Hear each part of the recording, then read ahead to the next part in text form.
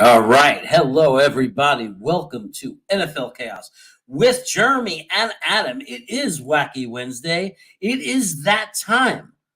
So I will be right back and we'll get this thing rocking right after this.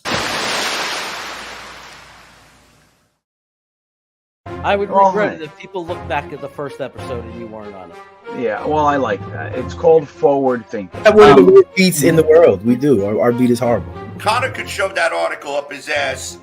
And then I went to that game and I was like, this is the greatest team I've ever seen in my life. I'm a Jet fan. This is going to be the greatest run ever. Yeah. No, because if they take Aquanu, I'm not complaining. Joe Douglas is the king of keeping shit close to the vest. A 2, a 4, and a 6 for Darnold? Did the Jets really ruin Sam Darnold, or did Sam Darnold just suck all along and we were just trying to talk ourselves into it?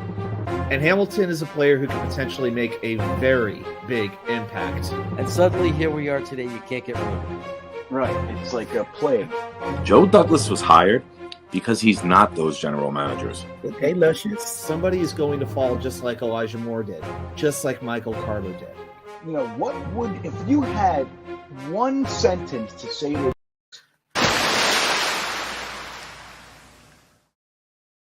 I would regret it if people look back at the first episode and you weren't on it. As you can see, I'm having some technical difficulties. I have a computer running out of batteries.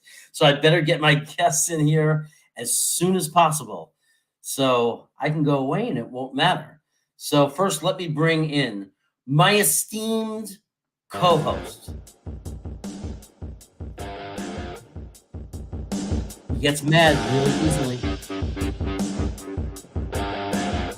I mean, really, really mad and upset when you criticize him. He doesn't like that. Don't do it. Don't ask him if you can make them chicken cutlets. He's tired of that already. Ladies and gentlemen, please welcome Y2K99, a.k.a. Apple. What's up, my friend? How we doing, West Coast? We are doing good. We're doing good. We're doing good. I was just on another show, so I jumped off at like the last second. I didn't know they wanted me on for 3 hours, but it was a lot of fun. Wow, you're in high demand. I don't know. A little bit of demand. But anyway, without further ado, I have a surprise guest tonight. Well, there's a few people who know that he's coming, but he is a return guest because he's so awesome. Let me give him some music too. Ladies and gentlemen, Spotty Blackman. What is up, my brother?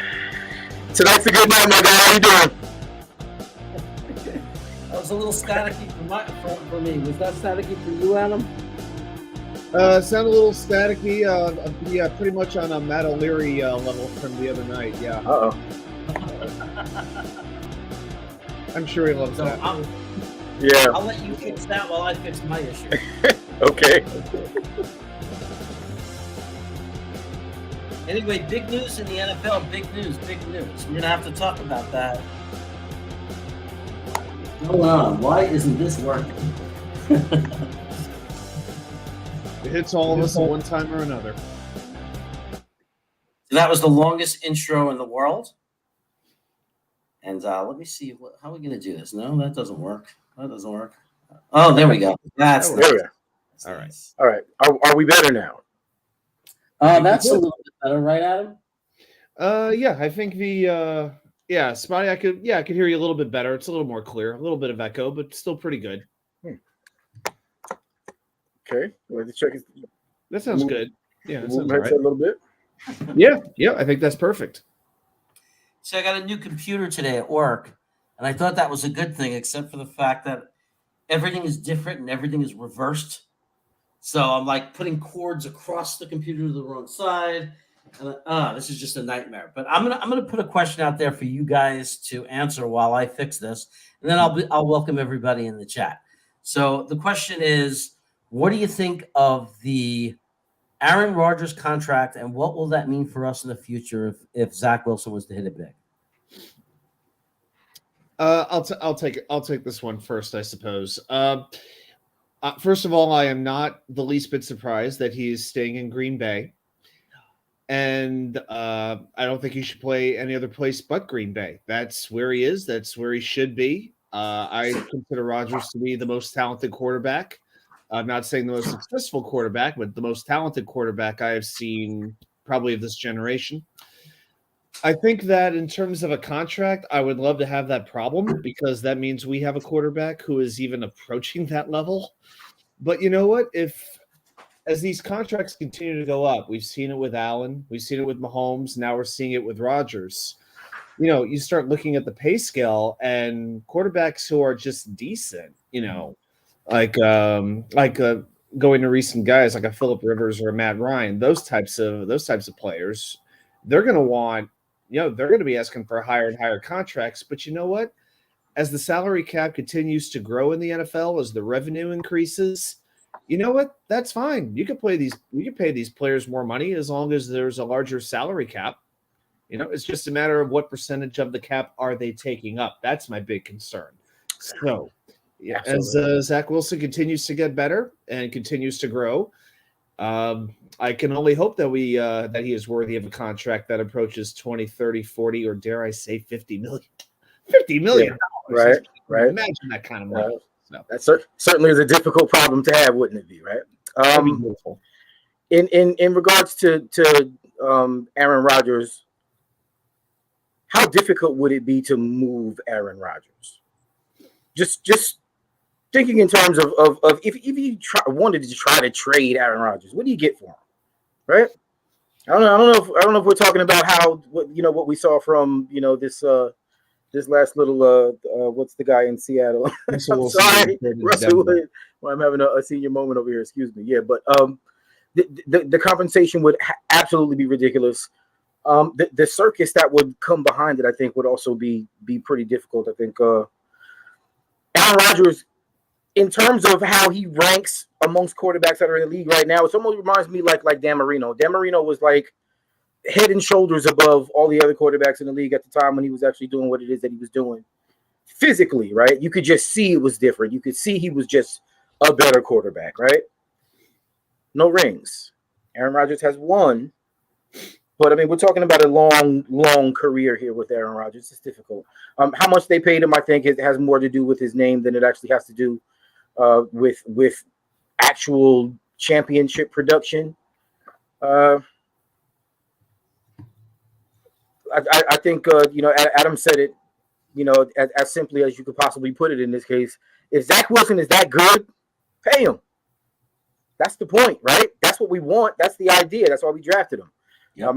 I would have to think that Joe Douglas is already kind of hoping and dreaming that he'd have to dole out that type of contract to his second round, to his number 2 draft pick. It's crazy. Yeah. It's just that's the kind of hopefully the cap will be higher at that time, but it doesn't matter. I mean, that's just the reality of football. When you find your star franchise quarterback, they're gonna stretch your cap. They're gonna put you in a situation once you have to pay them.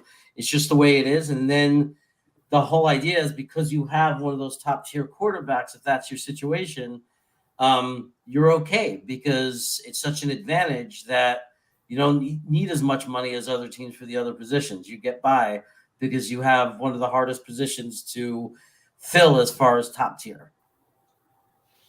Yeah, money is going to be a lot different, I think, when it actually comes to us really having to have that conversation, right? Who knows what it's going to be like? Joe Douglas, we've already recognized, is not just going to be frivolously throwing around dollars, to players who really haven't proven anything. I think the John Franklin Myers contract was a little bit of an anomaly for me, just because it kind of came out of the blue, right? Like you kind of didn't expect something like that. We were talking about we needed to extend him, but how often do we see something like that happen? It's going to really be interesting. We got a lot of young players that we're going to want to kind of keep in the fold if they develop the way that we hope that they will. The money is going to have to stretch. We're going to have to be really strategic with how it is that we, kind of ration some of this out. But if we've got guys that are really garnering top contracts, wow. Yeah, and you look at where our contracts are right now. Do you know the Jets only have 7 players with a cap hit of $10 million or more? Yeah.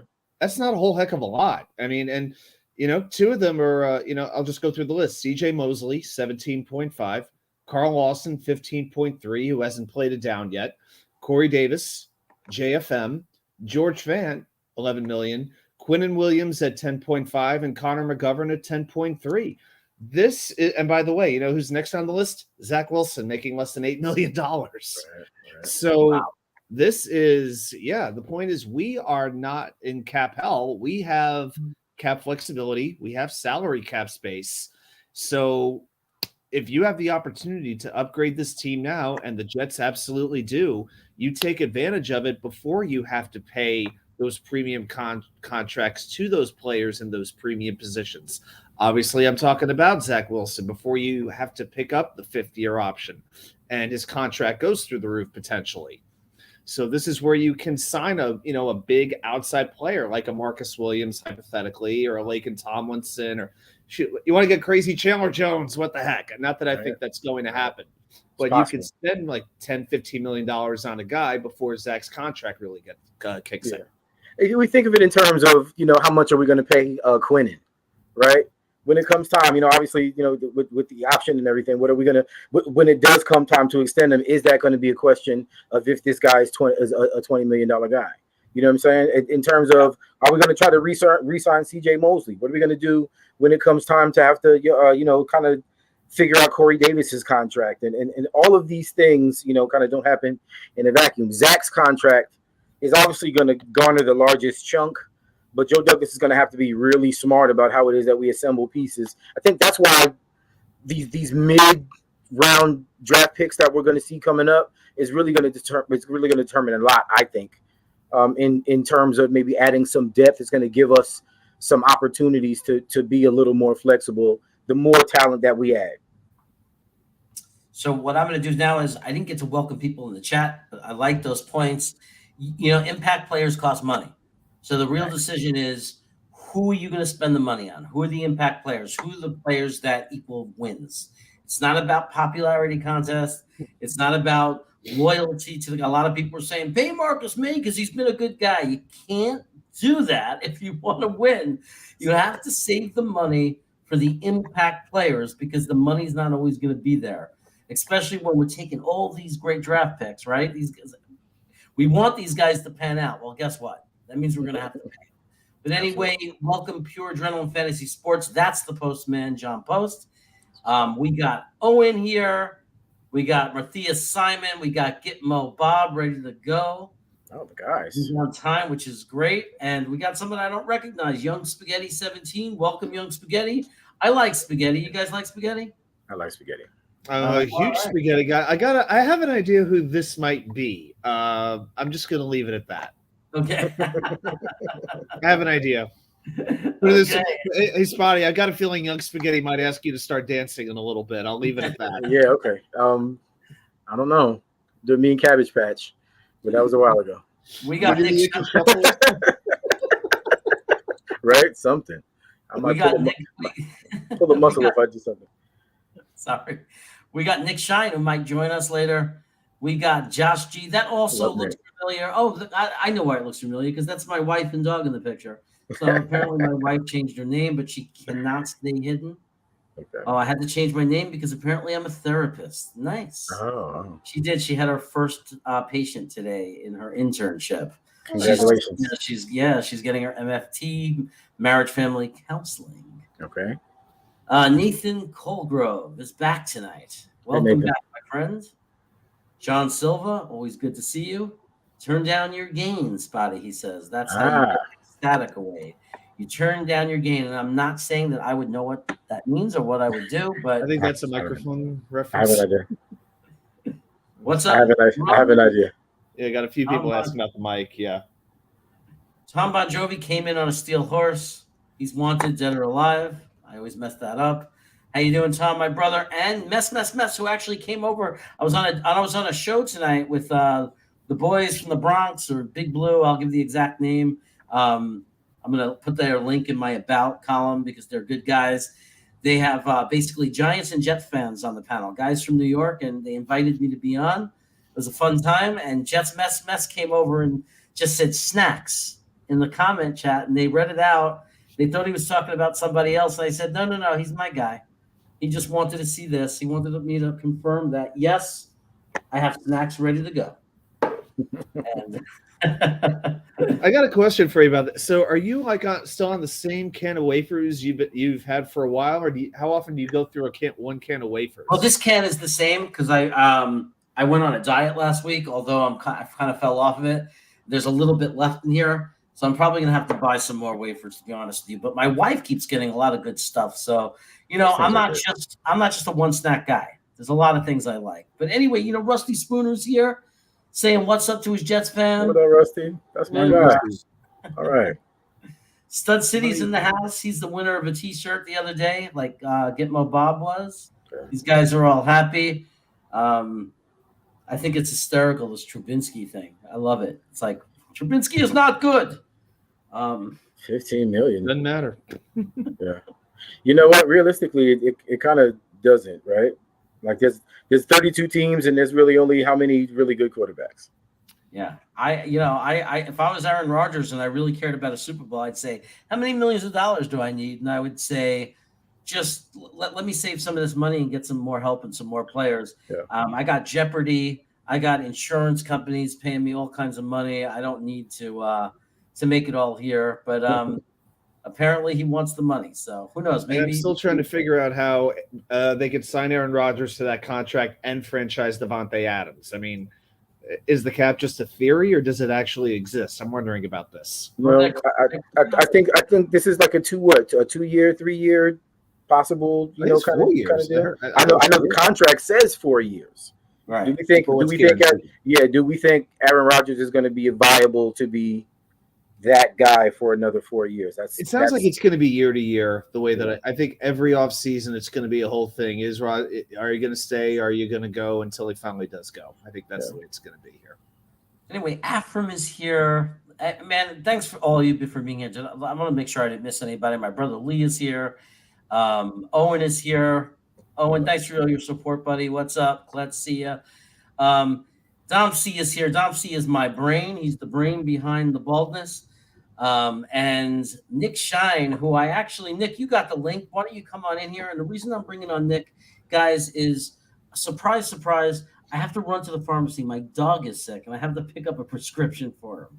So Safeway closes in about 40 minutes. It probably won't take me that long. So I'm going to bring in Nick so you have a full panel, and I'm going to let you guys take over the show.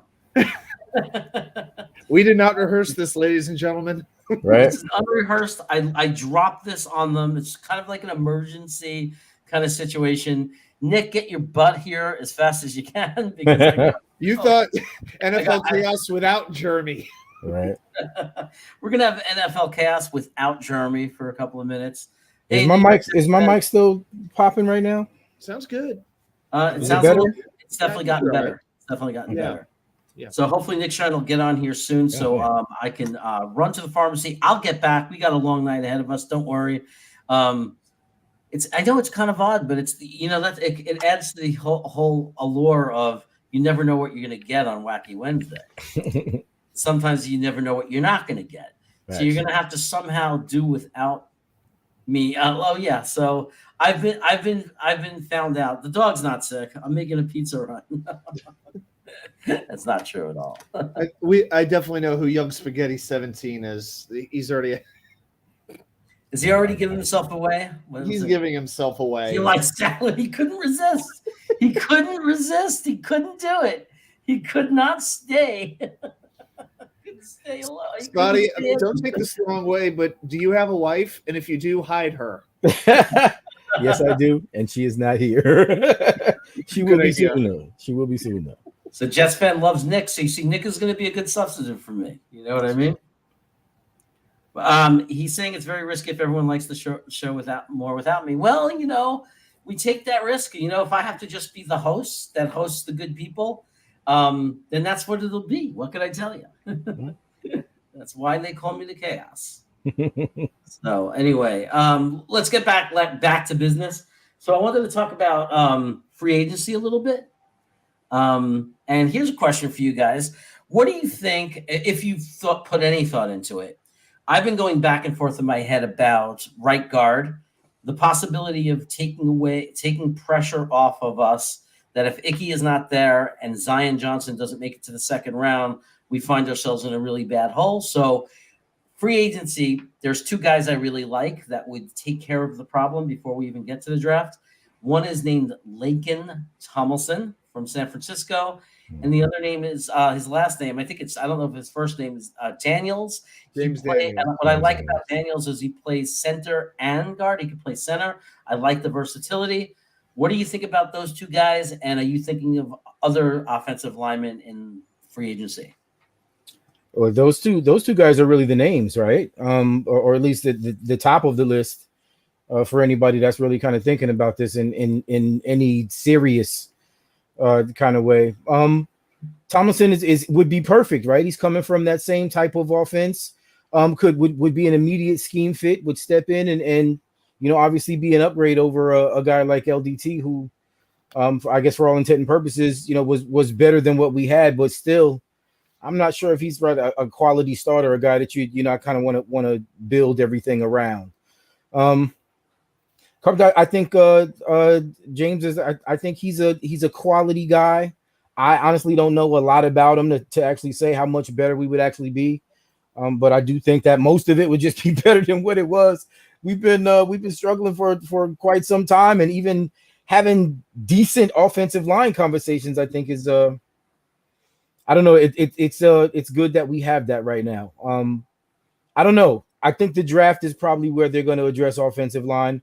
I'm not expecting it to be too much, craziness go on in free agency.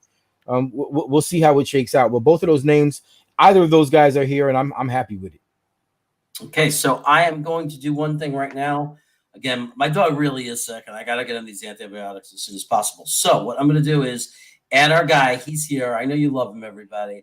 Here is Nick Shine. I'm also What's up, everybody? I'm going to say one request before I go. Lee Cravat, if you are out there, that's my brother.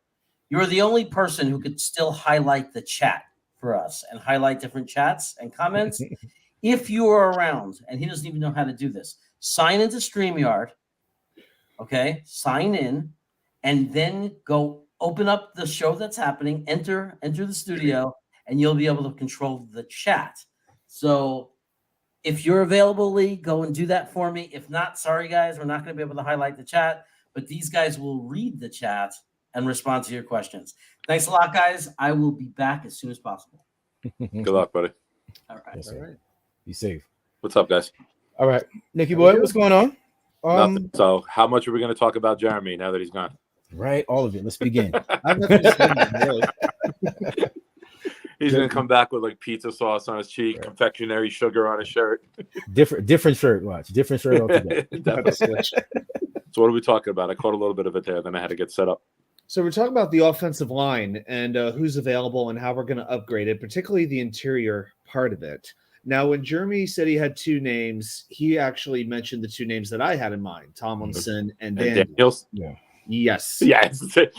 We're all on the same page. It is pretty straightforward, although the biggest question that I have as far as offensive linemen goes, and I think maybe the most polarizing jet on this team is Connor McGovern.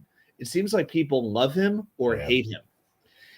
My thing is this: if you cut him, you save $9 million. I think he got better. I do believe he became better as the year went on.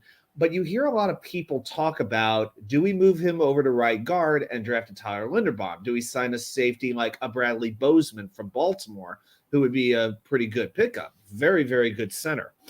So I think one of the questions I would have is, if are you comfortable moving McGovern over to right guard? Do you want to cut him? Do you want to leave him at center? And then how in turn does that affect the rest of the offseason? Nick, I know you're just getting in, so I'm gonna let you kick off. But I kind of have a strong take on this. I think. Go ahead, buddy. I'm sorry. Excuse me.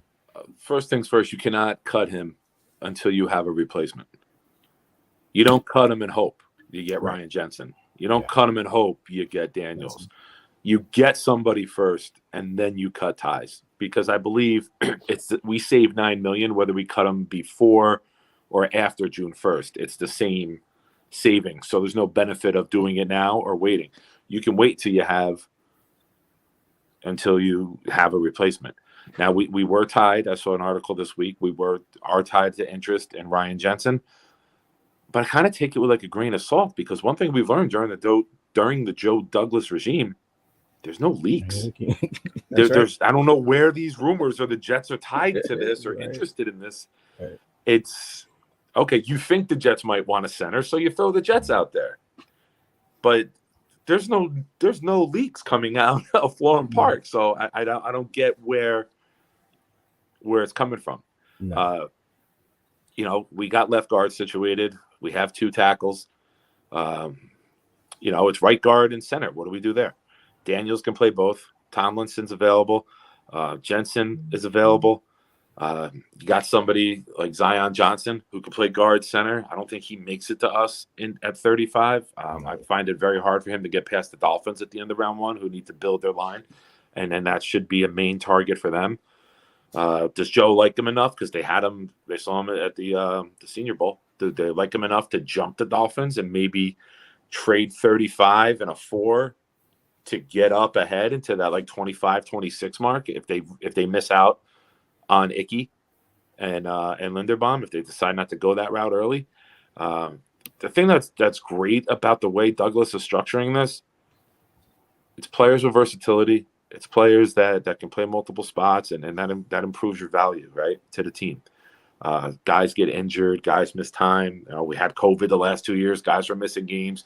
So they have versatility and have quality depth to your line is fantastic. So I'm excited to see what JD does with it, because everyone could talk about safeties, wide receivers. Both coach and GM are locked in with the same philosophy. Yeah. We are going to build the trenches. We are going to be the 49ers. We are going to be the bullies. We are going to knock people on their ass offensively, and we are going to plow through them defensively. And I'm excited because I coach football. I love that shit. Yeah. Anyone can run a reverse. Anyone can freaking throw a ball. But when you're just beating people down and running it down their throat, that's my favorite type of football. And that's what we're going to get. Right. What do you think, yeah? Yo, I think, to that point, my fantasy team is named Smash Mouth every year, right? For like 20 years. Mine's always show me your TDs. Right? Lately, I've been doing Mangold Digger. Wow. Okay. Give me some ideas, right? Look, the reason why I have a strong take on the McGovern thing is because everybody's talking about, oh yeah, he played well, he played okay, right? But I think it's ridiculous, and just to piggyback, I think it's ridiculous to talk about getting rid of him though. Like you're talking about a guy who is, flexible, multiple positions, and actually can play both of those positions at a pretty high level, right? I mean, enough to where everybody's talking about keep him at center. I do think that we need to go in a different direction at center at this point, right? But I say that maybe because we've been kicking around the idea of not really drafting at 4 and 10. It kind of start when I was talking about that. I'm just thinking to myself, like, okay, that means that there are certain guys that we're not going to have, access to, obviously. But there's a really deep pool of other guys, right? That we might not ever be even thinking about it. It might not cross anyone's mind that this guy is on their radar. They've been watching him for months. They've talked to him on the low. They're keeping in contact with him. And at some point, we hear the Jets maybe move back a little bit, and maybe they're at 15 or 16. And they're drafting a guy that nobody ever really kind of expected was going to be in our plans. Maybe even Jordan Davis is my guy. If we trade back from 10, Jordan Davis is the guy. I think interesting. That would be great in the middle of that defense. So many guys. The combine was killing me, right? Because I'm watching, I'm thinking like, there's so many guys. Like there's so much talent, so many wide receivers, so many DBs. Running backs that really look kind of decent. The linebacker. I mean, there's guys everywhere, right? I'm expecting him to be aggressive. I don't necessarily think that what it is that we do is just kind of blase, kind of fumble our way through this. I think they're going to be directive in how they move, though. I think we'll probably maybe add 2 draft picks, maybe one for next season, what have you. But there's going to be some movement, and I'm really expecting that we're going to see some offensive line additions. that maybe we weren't expecting. Talking about Zion Johnson and all that earlier, there's going to be some guys just right below that tier of guy that if you're talking about depth additions and guys who can step up and step in and really just be functional, we need depth. Yeah, we need it. I wouldn't be surprised if that's how it happens. You mean the Connor McDermott signing today didn't provide the depth you were looking for? I'm so mad. I'm so mad at that, right? But wait. He was signed to be the fourth tight end, not the third tackle. Isn't Lawrence Cager tight end now Connor too? McDermott, Kenny Yeboah, and Lawrence Cager. We're set. Who needs Dalton Schultz? Done. We don't. Pro Bowl. Right? Championship, right? And you can use Nick Bowden, just re-sign him as like your H-back. What else do we want? Done. That's crazy. We're definitely going to have this to work job that is so out, easy. We should have just apply with the Jets. Right. Oh my gosh. So that was one thing. I think one of the guys you're talking about the middle of the defense. Now, Nick, you make a very fair point about the rumors, and it seems like every move that the Jets make, it seems to come out of nowhere. But I did see one tweet from Chad Forbes, who I think is somewhat credible. And he had a tweet, I believe it was early today, saying the word around the league is the Jets are going to sign DJ Jones from San Francisco and let Foley Fatukasi go. Love it. I agree. Love it. I would absolutely do this. Love it. Jones is a dominant run stopper. I know that Foley is, but I'm sorry. He's 6'4", 310, if I'm correct. He's a big dude, too. He's 6'4", 310. Yeah, but he's not going to rush the passer, but I'll tell you what, he will stuff the middle of that field. I would, if they could get DJ Jones, and again, we don't want to talk about defensive tackle. I know that, but you know what? Let's forget about what happened 5 years ago. Let's forget what happened 2 years ago. I don't want to hear about these draft mistakes. I don't want to hear about Mo Wilk and Quentin Coples and Sheldon Richardson and who worked out well here and who didn't. I don't even want to hear about Jamal Adams anymore. Except for how we keep kicking Seattle's ass in that trade. I'll hear about that. But the point is, if you think the guy is the right guy and that he's an impact player, like we said, you get him because we are bereft of impact players, especially on defense. And I could see DJ Jones really being that guy who is ascending, getting better. He's going to be turning like, I think, 26, 27. He's young. He knows Robert Saleh. This is a great guy to plug in for that defense. So now remember, let's remember the calendar. On Monday, that is the day where clubs can legally start talking to free agents. I believe it's 12 p.m. I think it is, something like that. Yeah, it's the legal time. 12 p.m. And then the deals can be announced at 4 o'clock. I'm telling you, by Monday night, I would not be surprised to hear something about the Jets and DJ Jones. I love it. I mentioned it, I think, on Friday, Kev, with you and CJ.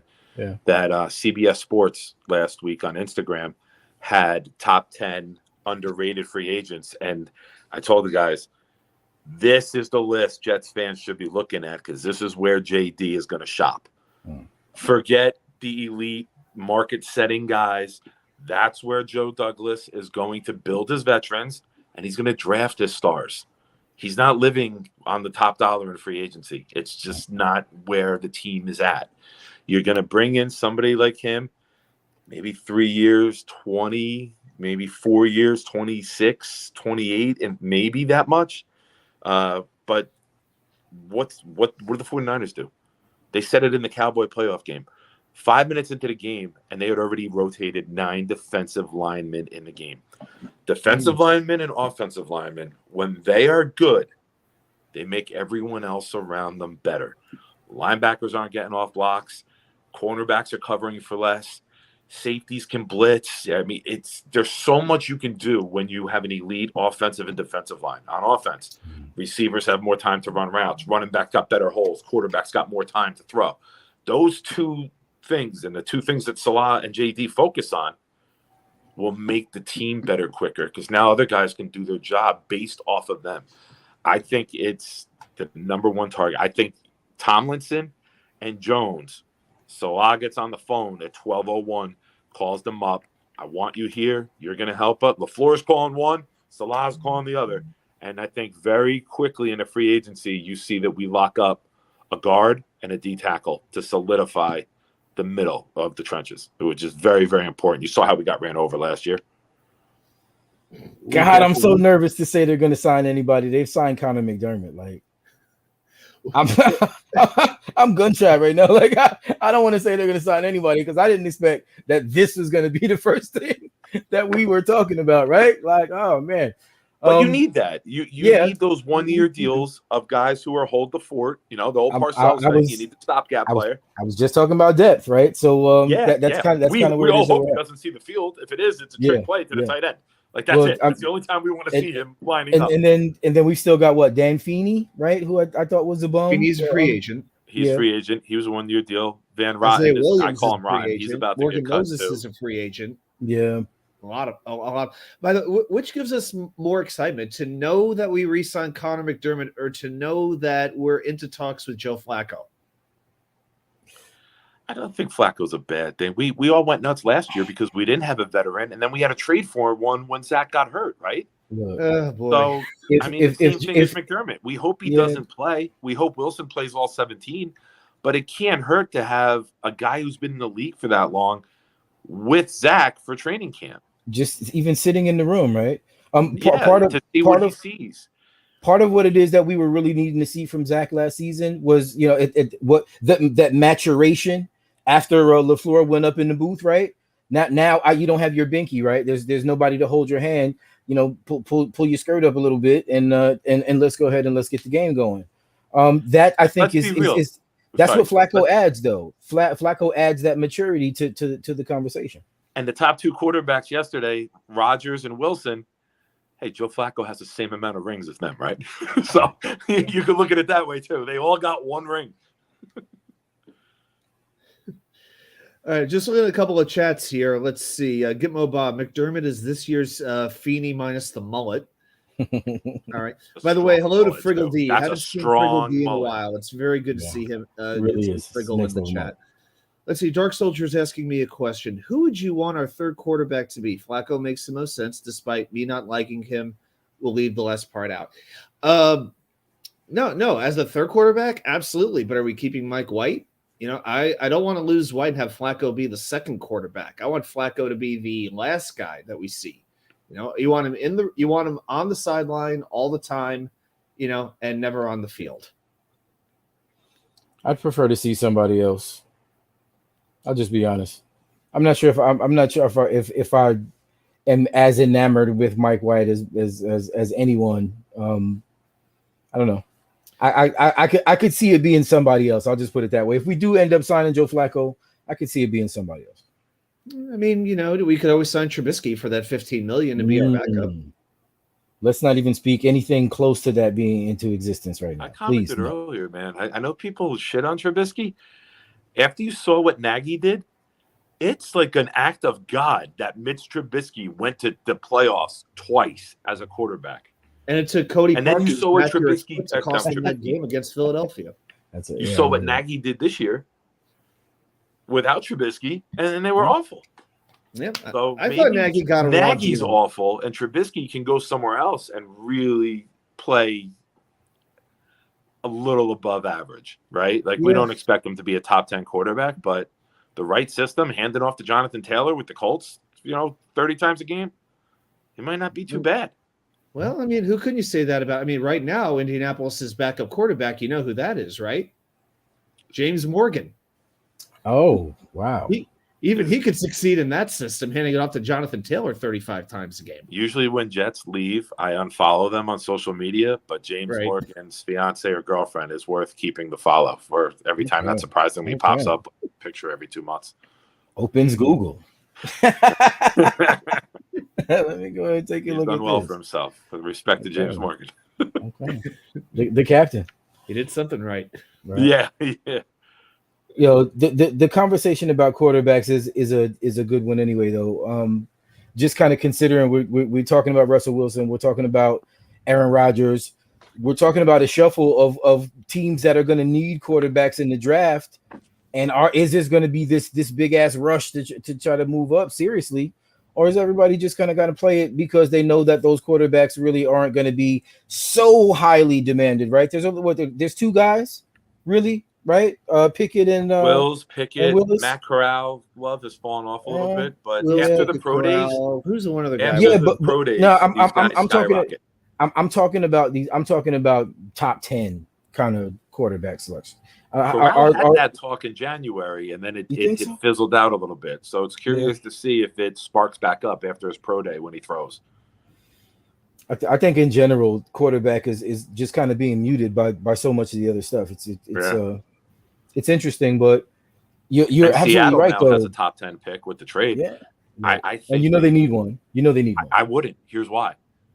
With Wagner gone, with Wilson gone, with the rumors of possibly trading Lockett and/or Metcalf, you're looking at a top 3 team if you go with Locke or Geno. And next year's draft class, you got Stroud from Ohio State, and you got Young from Alabama, and you have Will Anderson from Alabama.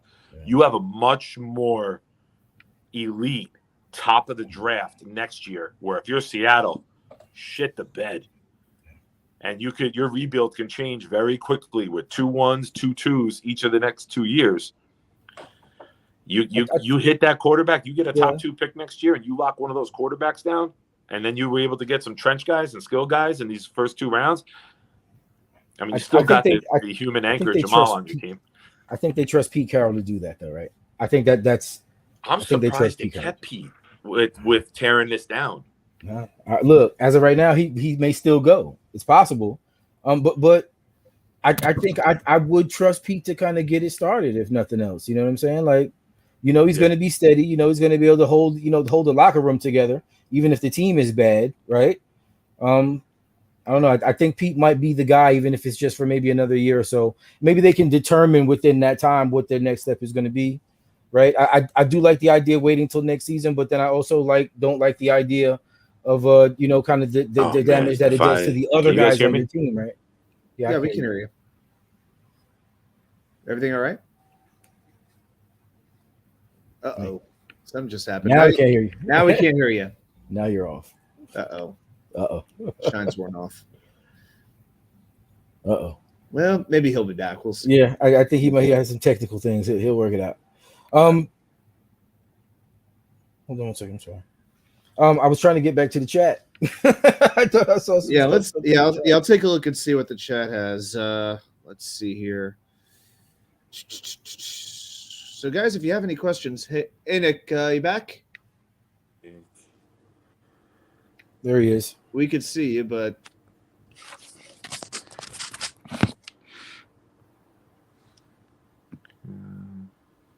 okay.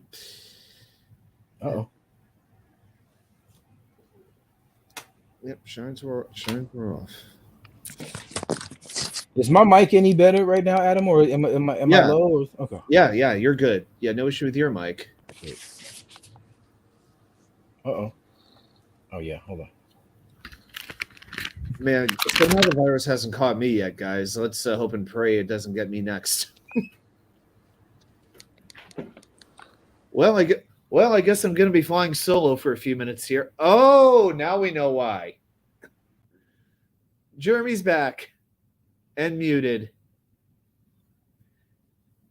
At this rate, I should just pantomime the rest of the show.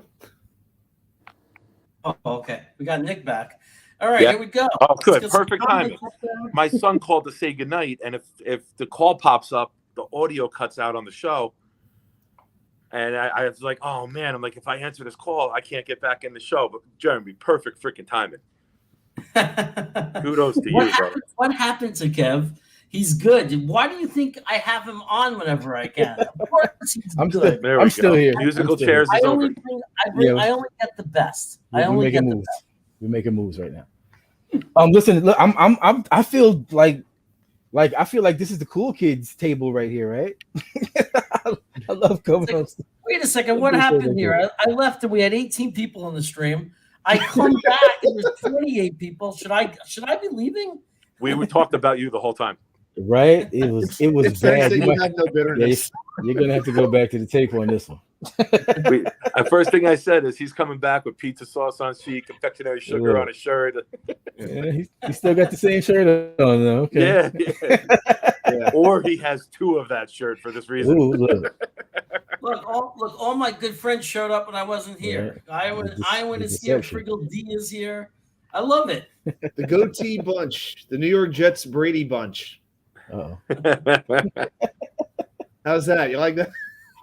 we like it. So, by the way, the Giants fans asked me on that other channel. They said, "Hey, Jets guys, you're not going to take Iguana or Neil, are you? You're not grabbing one of those guys, are you?" Like they're very nervous that we're taking one of those guys. And I was like, Really? we might take Iguana. Those are the hard-hitting questions you got from the Giants fans. Yeah, Jeremy. What other inside information do you have that you tell us if you know that? They're looking tonight's at lottery numbers too, pal. I can tell you they like McBride also. I'm willing to bet they also hate the turf at MetLife Stadium. Oh, they asked if we would join them if we can get all the Giants and Jet fans together and burn down MetLife. Yeah, Jason Kelsey was taking shots at it today. He said Lambeau Field was the best stadium to play at, and MetLife was the worst, and he went off on the turf also. So yeah, it's not just one. It's not just the Jets thing. It's the Giant thing. And they talk about the injuries, but we don't even think that the Giants have all these injuries. We feel like it's just us. Like we're the only ones who deal with it. But it's when you're coming out. Okay. Anyway, didn't mean to interrupt your conversations. Oh, my son did, not you. Oh, okay. Well, you got to say goodnight to the boy. No, you came back. We're in a little bit of a roll, I got to say. It was pretty good. Yeah. You came back. We couldn't talk about you anymore. Sorry. Well, I'm not seeing the powdered sugar on the shirt though. I had hope. I changed that. I just had it. That's why I can show you the bag. I literally just had 6 Zeppelis right before the show started. As I was running out the door, my wife yelled, "It's false." You glitched there. I didn't get what you said. Say it again. As I ran out, I'm running to the car to go. I hear my wife. The last thing she yelled was, "They're talking about you. They're talking about you, and it's Nick's fault." Hey, congratulations on a good wife. She's loyal to you and not the show. Oh So no! what How cool was we it? talking about? How cool was it that I was able to leave and you guys kept the show going for me? Good stuff. Just fine. Professionals, man. We're That's what professionals. teammates do. Teammates do. We pick each other up when we have to. Yep. Someone All right, asked so before I left. yeah, where we going next? Good. Someone asked before I left. They said, "What are you paying these guys?" And my answer is, I'm paying them exactly what I'm making. Now, I don't know if that question referred to us or referring to the free agents. Oh, okay. Oh, I thought they were talking about the free agents, to be honest with you. It's possible. This window's going to slam. no, screw that. No, Let's if talk we're about talking our- about Now that we've that's- gotten there, let's change that. yeah, Let's no, he was discuss talking our about the free paychecks. agents. Let's Yeah, just he's get talking some about the free paycheck. agents. I think because we're kicking around all of these names and there is a relative value for all of them, right? And how does that fit into what it is that we're trying to do? Some of these guys might price themselves out. Yeah, we know Joe has a plan, right? And he doesn't falter from that plan. And I was saying while you were gone, Jeremy, that the top 10 underappreciated free agents or under the radar free agents, CBS Sports had it on Friday. That's where Joe is going to shop. He's not setting the market. That's not his way. He's going to draft his stars, and he's going to find his fill the hole guys in free agency. Yeah, I was saying that on the other channel. I was like, don't expect a big splash. We're not that team anymore. Making big splashes did not work. Look where it got us. Le'Veon Bell. It didn't work. We don't make big splashes. We get the right guys at the right price, and we build through the draft. Yeah. We're going to make our own stars. Yeah. Yep. I'm And still guys scarred. are finishing off Still the scarred first bunch from. Good. Yeah, still scarred from spending all that money on Revis and Crow and I can't even remember who else. Yeah, Wilkerson, just It was awful. Yeah, if we swapped 4 for 9 and got Metcalf, I think I could live with that though. Still have a top 10 pick, and you're not paying the number 4 salary. Right. I think I could live with it. That ties into what it is that I was saying about bringing in guys that nobody ever thought, based on being able to make moves like that. That's a huge move. Yeah. I don't necessarily know if moving up from 9 to 4 is enough by itself just to get DK. There has to be something else. I believe I saw on Twitter it's the equivalent of the 24th pick. So from go to 9 to 4 would be the equivalent of giving the 24th pick. So you're getting that's a 1. That's still a first round pick. Right? Yeah. So you're making that trade down, right? And so you are basically getting proper value with Metcalf. I'm more of a Lockett fan. I've been saying this on Twitter. Like, I like Lockett. Lockett's had 100 catches the last 3 years. He's a better route runner. He's a more he doesn't disappear as much. Metcalf doesn't have a lot of catches. Like, I don't want a physical specimen. I want a complete wide receiver. I want the guy that Russell Wilson trusted to go to 150 times 2 years ago and have 130 catches. I want him paired with more, where they're elite route runners and the defenses would have fits covering them. Not a guy who can be eliminated by a big physical corner and disappear. Metcalf had 11 games this season with 60 or less yards receiving. I really felt he disappeared this season, and Big I'm time. saying that as a fantasy owner of his. I'm the curse. I'm the jinx. I admit. I had him. And when I looked up his stats, I got to be honest, they weren't horrible, but it was like all or nothing. Now, granted, Russell Wilson missed a good chunk of the season. We cannot overlook that fact. But if you look at Lockett's stats, he had 1175, 73 catches, 1175, 16 yards per catch, which is pretty impressive, and 8 touchdowns. So I feel like Lockett has been quietly consistent over the last – he's been in the league now 7 years. So, I mean, Metcalf's a little bit younger, I believe. But, I mean, do you trust Lockett? He's going to be 30 years old now. How much are you really willing to give Lockett at hitting 30? Keep that in mind. Are we bringing in guys for the long term? He's got 2 years, $36 million, and you can get out and void the last 2 years of it for, I think, a $14 million cap hit. I don't know if it can be spread over a year or two, but I looked it up on Sports today. It's still only 2 years. It could be a 2-year deal, but the dead cap money might be what turns Joe off because he's been about eliminating that. So it's curious, but I'm very. Look, I like Lockett, but for the same reason I was thinking about Allen Robinson earlier, right? Because I do think are we looking for somebody that's going to be able to contribute beyond a 2-year deal within the framework of what we're doing right now, right? With all of the draft picks that we're talking about, with adding wide receivers or understanding that we're going to need to add at least 2 to 3 wide receivers to this room coming up. You know, how do we go about choosing which guys do we bring in? Do we bring in the veteran guy that's just going to be for these next couple of years as Zach goes through some of these stages? We need to have a guy that we know is going to be exactly where it is that he needs to be. And then we bring in a young guy and then we train him up to do what this guy does, right? Got to be both, right? Well, Corey Davis only has 1 year. I'm talking about bringing in both of those players, though. Oh, yeah. We do bring in both of those players. But the main guy, though, does it have to be a major contract here?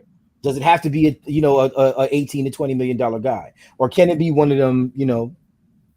One of them the mid-tier guys, and then you kind of go big with the draft pick. I've said on here, I think Christian Kirk is a great fit for us. He's got good speed. He's got a good run after the catch ability. I don't see Cooper's contract being something Joe takes on. I don't see paying Metcalf, who has not performed as a $20 million receiver, and rumors are he's going to want $20 million a year. You couldn't do it with Russell Wilson in 3 years. I mean, you got in the end zone a lot, and you had the one big year yardage-wise, but 3 years, you only got 1,000-yard season. You've never had a 100-catch season. I'm not paying you $20 million to be – and we're a run-first team. So the double the doubling down and giving up a draft pick, a high one, and then paying him. I don't know, man.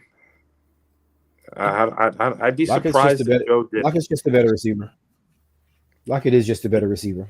He's an elite route runner, and with this offense, that weighs more. It's not a vertical passing attack like Allen Robinson and Metcalf, like the Packers, the Cowboys, teams that go deep a lot. That's where you find that fit. I don't see Robinson being a catch and run over the middle, running it. I see him being a Mike Evans going straight upfield, a Tampa passing attack that we've seen with the bigger guy. I think guys who run the crossing routes and can cut and embarrass somebody in a cut is where we're looking. But that's just my take. I'd be surprised if we did it. So Dark Soul just bringing up the point, though, was DK double teamed a lot, giving Lockett more options.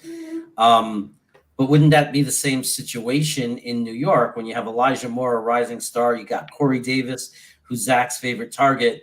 I think that Lockett would be just as open or have just, I don't think he'd be double teamed.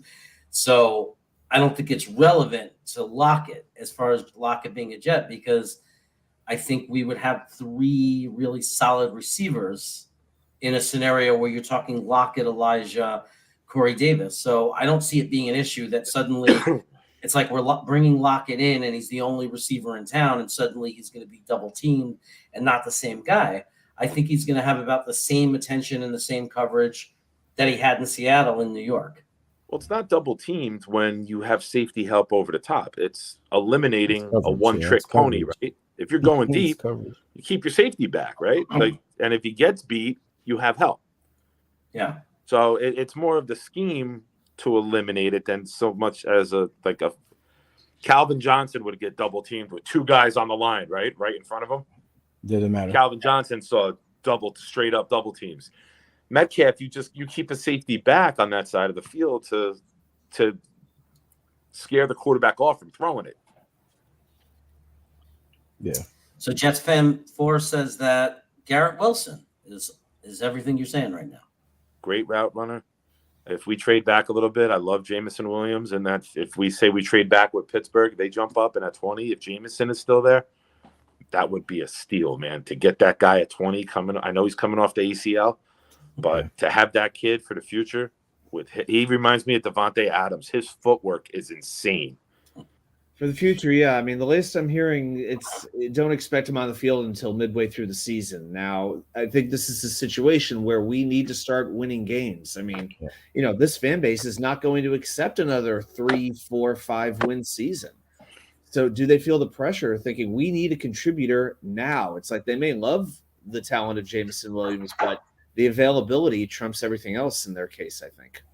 Well, if we get a receiver in free agency and having 2 ones, you could call it like a luxury pick, right? Like you're adding a gem.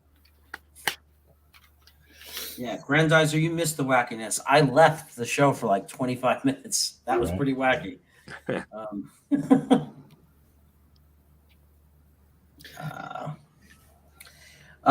Yeah, hey, I think there's a lot of different options and a lot of different ways we can go. Personally, I don't want to say I feel too strongly one way or the other. I think it's just the way I said it. I wouldn't be shocked if there was a big trade that involved us securing a wide receiver. And I wouldn't be shocked if we're just going to rely on the draft to add that new piece. We have so much options because we have so much draft capital and we have so much positions in need. There's no way to predict what's going to happen. I think the one thing that I feel confident will happen is we're going to pick up a safety in free agency. Like, I honestly feel that. I think there's a lot of guys out there. I think we're going to pick up a safety for sure. Like a veteran like Joyner, like we did last year, or I bring him back. I give him another. I bring him back for a year. I absolutely. I think he was very helpful with Pinnock and the transition. I think at the right price we get him, but I also could see like a Quandre Diggs or a Justin Reed. Yep. Okay. Reed's from the 49ers, right? So he's got Terrell Edmonds from Pittsburgh. Sneaky guy. Sneaky good. Yeah. Watch out for Terrell Edmonds. Very good point. Yeah, it is. And it's going to be interesting. Like, what our free agency tells us about the draft and what JD is thinking about the draft. Because I think that there's going to be some questions answered, right? I mean, if he goes out and makes a big splash move for a Lakin Tomlinson, you can just forget about an offensive lineman in the first round. Yeah. Right. Is that a splash move though? Right? Is that a splash move though? Not splash, but it's a solid move that makes your whole offense better.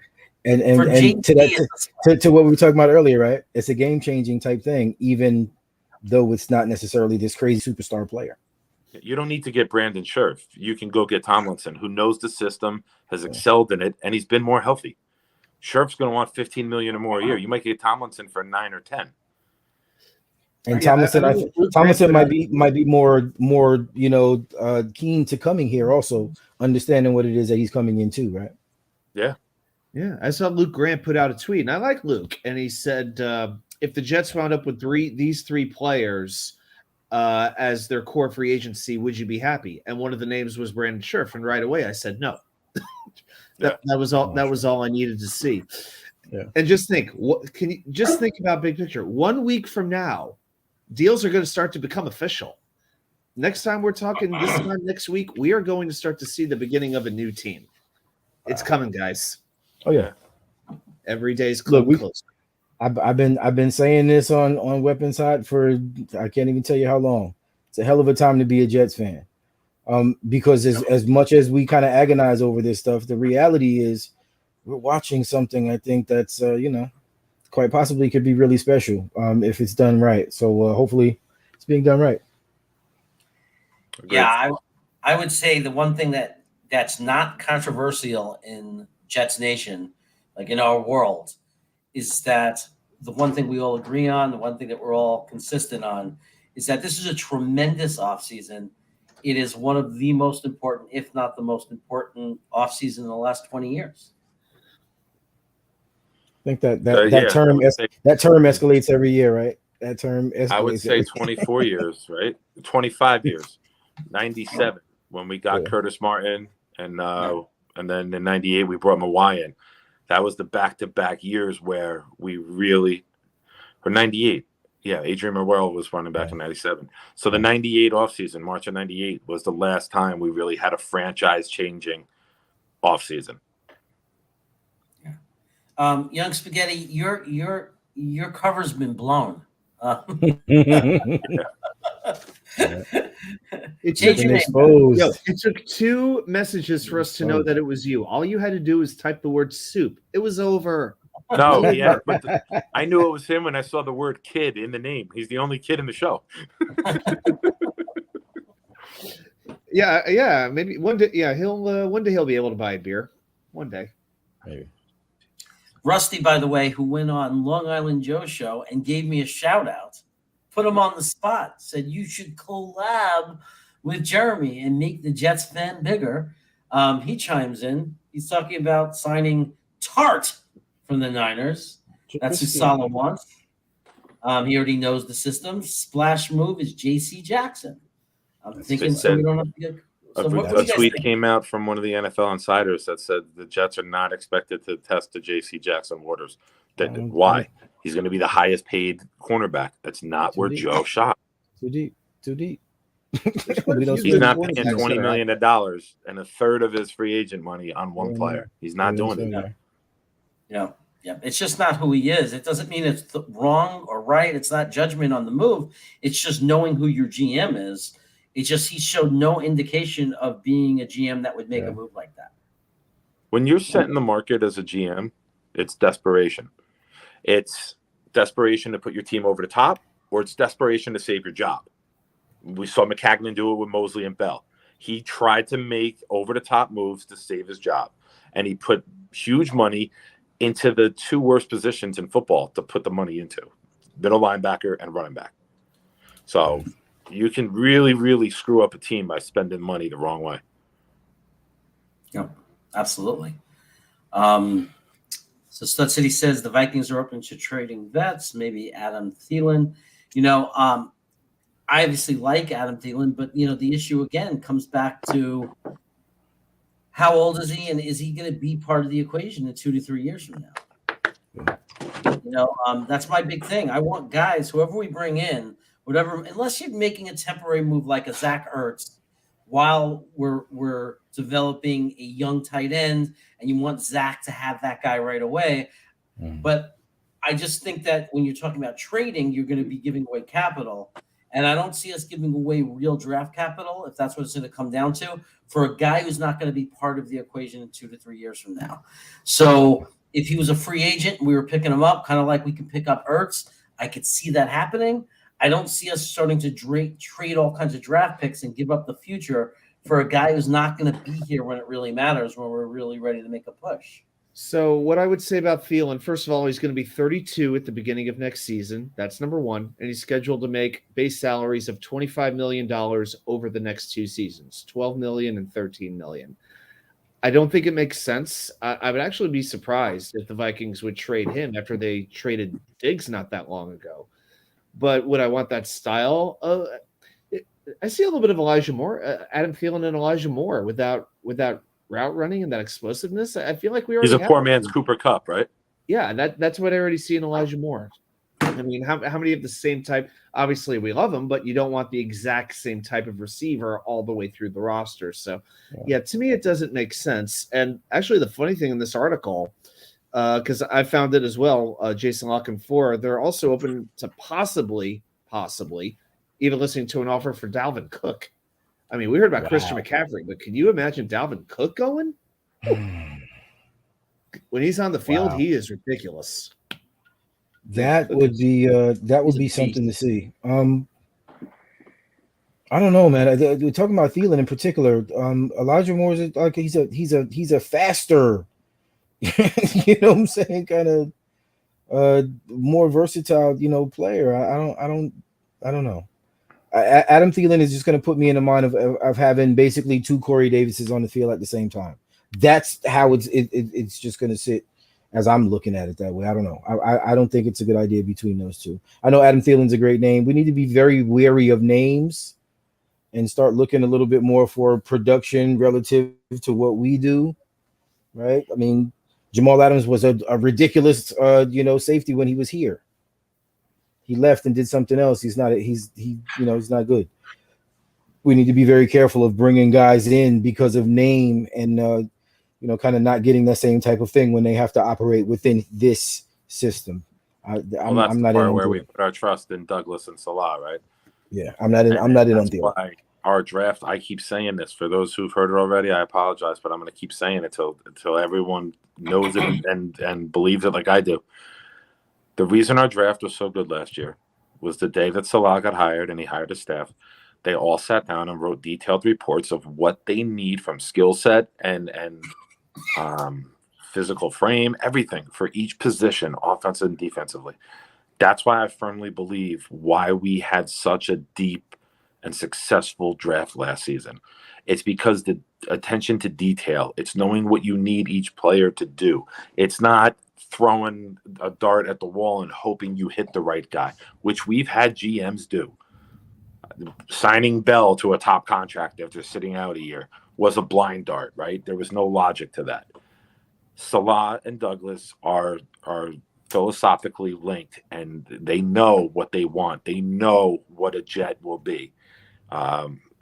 Rex Ryan, we had play like a Jet. That was physical aggressiveness. We knew it. This play like a Jet era is guys who are smart, guys who are scheme specific, guys who are good leaders, guys that don't need to be led, guys you don't have to worry about when practice breaks and they go out on the town. You don't have to worry about that. You got guys who are fantastic human beings. You want to know who Joe Douglas is going to take? I keep saying this too. Go look at the guys in college who were captains. He's drafted like 10 or 11 captains in the last 2 drafts. He wants guys that don't need to be led. He doesn't want an Antonio Brown on the sideline flipping out. Why do you think this year, which as bad as it was on the field, there were no temper tantrums? Because you got leaders who want to come together, play for one another, improve this team, and make this team a winner. So there's no more guessing. If they make a move, we as fans have to know it's the right move and the right fit for the team. There's no more guesswork. We're talking about players that are multiple at every level, right? That's part of the reason why they said Denzel Mims actually couldn't get on the field, because he only could do one thing, and he really couldn't even do that. The guys that they want are guys that play multiple positions, that are smart enough, football intelligent enough players to be able to assimilate multiple, sets of skills, and be able to understand how it all works in conjunction with each other. That's how you build smart football teams that learn how to win games, throughout adversity. So, Salah said when in the beginning, how we handle adversity is going to be a really big tell about how good the team is. Right? It had some adversity he had a lot of adversity last season. I think the injuries, I know we talk about injuries so crazy, but a lot of people ended up playing last season that normally wouldn't have played at all. So, I know we look at the product on the field and we say, oh, yeah, it wasn't good. These guys really weren't supposed to be playing, right? So the expectation is that we're going to be better once we actually start to get those guys back in, which is why I think Adam's point, when you talk about bringing back Joyner, I think that's an extremely smart move. We brought him in for a reason, right? He's had a year in the system now also, right? So, there's a lot that I think is going to be a lot different coming up. Like the team is going to look completely different with a few specks of some of the same guys, right? Or outside of the big names that we would expect to see. This is going to be fun, man. This is going to be crazy over the next couple of weeks. Look, we're kicking around all of these names, and who knows, man? This is going to be fun. But here's what I would caution us about. But here's what we got to remember: when we actually went through the draft process this past year, and I'm not going to look at the draft from 2 years ago because I don't want to think about when Gase was here. But when we were thinking, okay, they could draft this guy, they could draft that guy. We'd all seen a bunch of mock drafts at this point. My God, last year I watched so many videos of mock drafts. I was almost embarrassed how many players that I thought I was somewhat familiar with. Like, it was the same linebackers. I knew about 58 tight ends because I started watching Green Bean's channel, but that's another story for another day. But we all have these ideas of a type of player we would draft, and we did something completely different. We weren't looking for big physical linebackers. We were looking for these hybrid players. Not who's Nazrul D? What's this guy? It's like, why are we getting a defensive tackle here at the end who is because of his raw speed? Okay. Yeah. So the point is, Joe Douglas can take this draft and free agency in directions that we can't even see coming. The beat doesn't know. Guys, let's be honest. We have our ideas of what we think the Jets should do. We don't have a clue. Yeah. We just have our own theories, but they've got their own way of doing stuff. And you know what? Based off last year, I'd say for the most part, it's working pretty well. Let's see what happens this time. Yeah, everything we're saying and we talk about on every YouTube content show and whatever the media is saying, it's all speculation, it's opinions, it's the only difference is we're trying to use reason. We're trying, we on these YouTube channels are trying to use the information we have. We're trying to use JD's past. We're trying to think logically. Whereas the main media beat a lot is going to go for the clicks, right? They're going to put out the things that are going to get clicks. And look, that's how they make their living. So, sometimes we're hard on them for it. But the reality is that's how they make their living. That's what people want to read. Like when you're walking by a newsstand, it's going to catch your eye, right? Like, oh, the Jets are going to get DK Metcalf. Whether it's realistic or not, it doesn't matter because, that's what's going to get you to buy the newspaper. Me saying, the Jets are probably going to pursue Lincoln Tomlinson or Daniels from Chicago at right guard is not going to get you to buy the newspaper, right? But it's going to get you closer to the playoffs. Yeah. Huh? It's going to get you closer to the playoffs. Playoffs. Sometimes the sexy pick is not, or the sexy trade is not what gets you there, right? Yeah. Sometimes you don't marry the 10 who's going to not take care of you. You marry the 6 who will love you to death every day for the rest of your life. That's what getting the guard is. You're marrying the 6. Yeah. And Rusty mentions that we hit 30 in the stream. We need 50. Hey. But we're getting there. We're getting closer. We started with the hell was that? We started with 5 to 10 in the stream. What was that? The first time, Spotty, that you were on the show, I was excited that we hit 14, 15 people. Right. Now we're hitting 30. So the channel's growing. It's thanks to the people in the chat Absolutely. right now. That's why it's Absolutely. happening. Well, if we It's get rid thanks of the to my- panel and just keep you in the show, we'll have like 100. I'm just gonna come back every 15 people. Just every time we get 15 more, I'm coming back. But I want to remind everyone when we do hit 50, I'm giving away it's this Star Trek. in the box Admiral Spock collectible action figure in the box. When we hit 50, when the stream hits 50 for the first time, we're 31 right now. 19 more to go, so don't go anywhere. If you stay on and enough people join, we're going to give away Admiral Spock.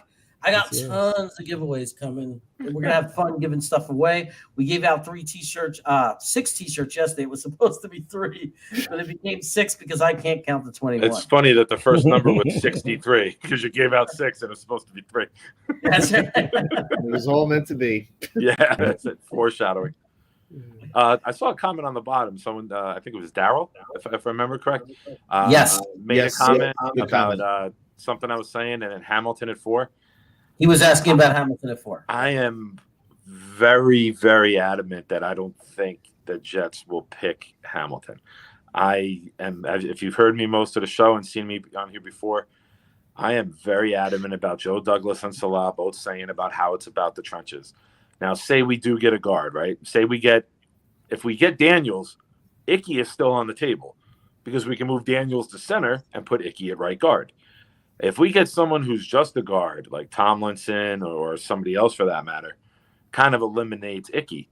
So at that point, number one, I saw a mock this week too that had the quarterback from Liberty, Willis, going to Detroit at number 2. Wow. And collectively, I don't care what religion any of you believe in, say a prayer that a quarterback goes in the top 3. I saw one where Jets Hutchinson went number dream. 6. I almost went through the computer screen at that point. I saw that what? today. I missed it. Hutchinson at 6. I was like, huh? That was my reaction. That mock was done by a Carolina fan, right? There were like 2 trades in the top 5 is what happened. So it was really, really messed up. So Hey, Willis goes. You might have somebody who wants to jump Carolina and us and the Giants. Maybe we trade back. It's 2 top 10 contracts, man, is It's a lot. a lot to take on for guys that haven't proven themselves yet. Yeah, especially when you I talk said about on the show with 5th-year options too. I said on Weapons Hot After Dark on Friday night, I would be completely floored if we select at 4 and we select at 10.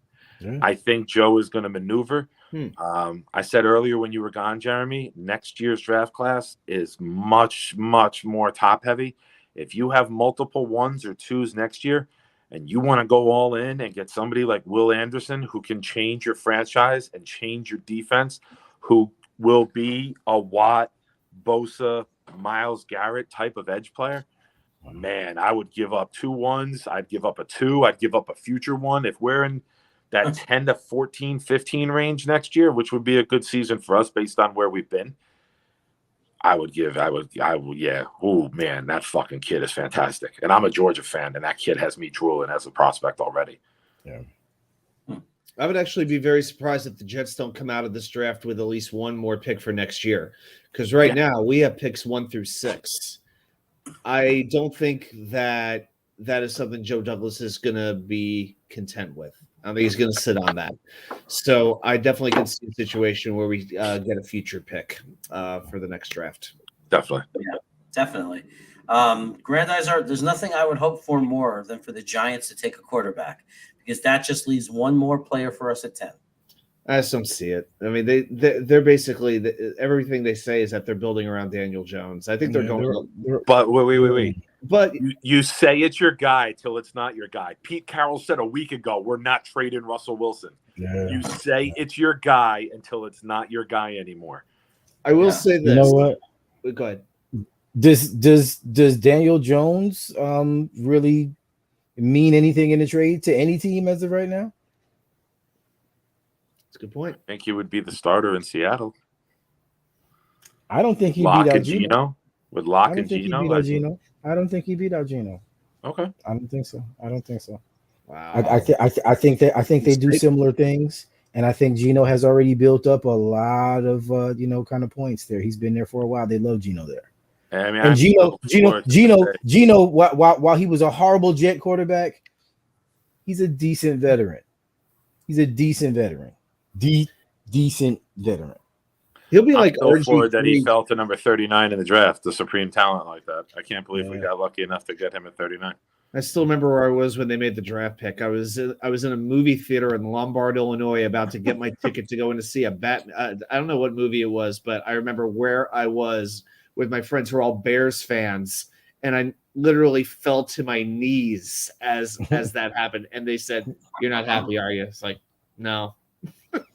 Look, I Gino, I almost Gino flipped the table. G, I was look, out at a bar and I almost flipped the table, not with my hands because I stood up out of frustration and my thighs hit the table. But I got up and I put my hands down and it stopped the table from flipping, or everybody would have been soaked. Gino was a phenomenal college quarterback. So is Tim Tebow. We'll preface that. We'll preface that. Tim Tebow was a winner. Gino was a quarterback. Tim Tebow wasn't really a quarterback. Gino actually threw the ball multiple times, hundreds of times. Look, those three, him and Tavon Austin and Stegman. If you go back and watch that college film, I'm gonna tell you right now. Yeah. Didn't translate. Gino wasn't a good NFL quarterback. Coming into it, Gino was in Heisman consideration, right? He was in the conversation. And so, I didn't love it, but I was like, you know what? He's the best quarterback in this draft. Do you know the play that changed Gino's trajectory of his career? Besides that, King Capali's fist to his jaw. Yeah, I don't think that was I it. said play. I said not yeah. the moment, the play. Yeah, it was because his first start in Green Bay. Gino didn't lose his job on the field. He lost his job in the locker room. Lost his credibility. But the moment for me is his first start in Green Bay. He throws like a 28-yard touchdown pass to Curly.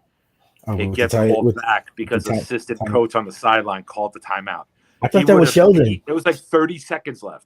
He Sheldon would have did beat that. Aaron Rodgers in Green Bay, and Sheldon. we would be Sheldon talking about Geno Smith is a I'm telling Hall you. of Famer if that play stood. Look, as much as I've had to kind of try to defend Gino in certain spots, just because I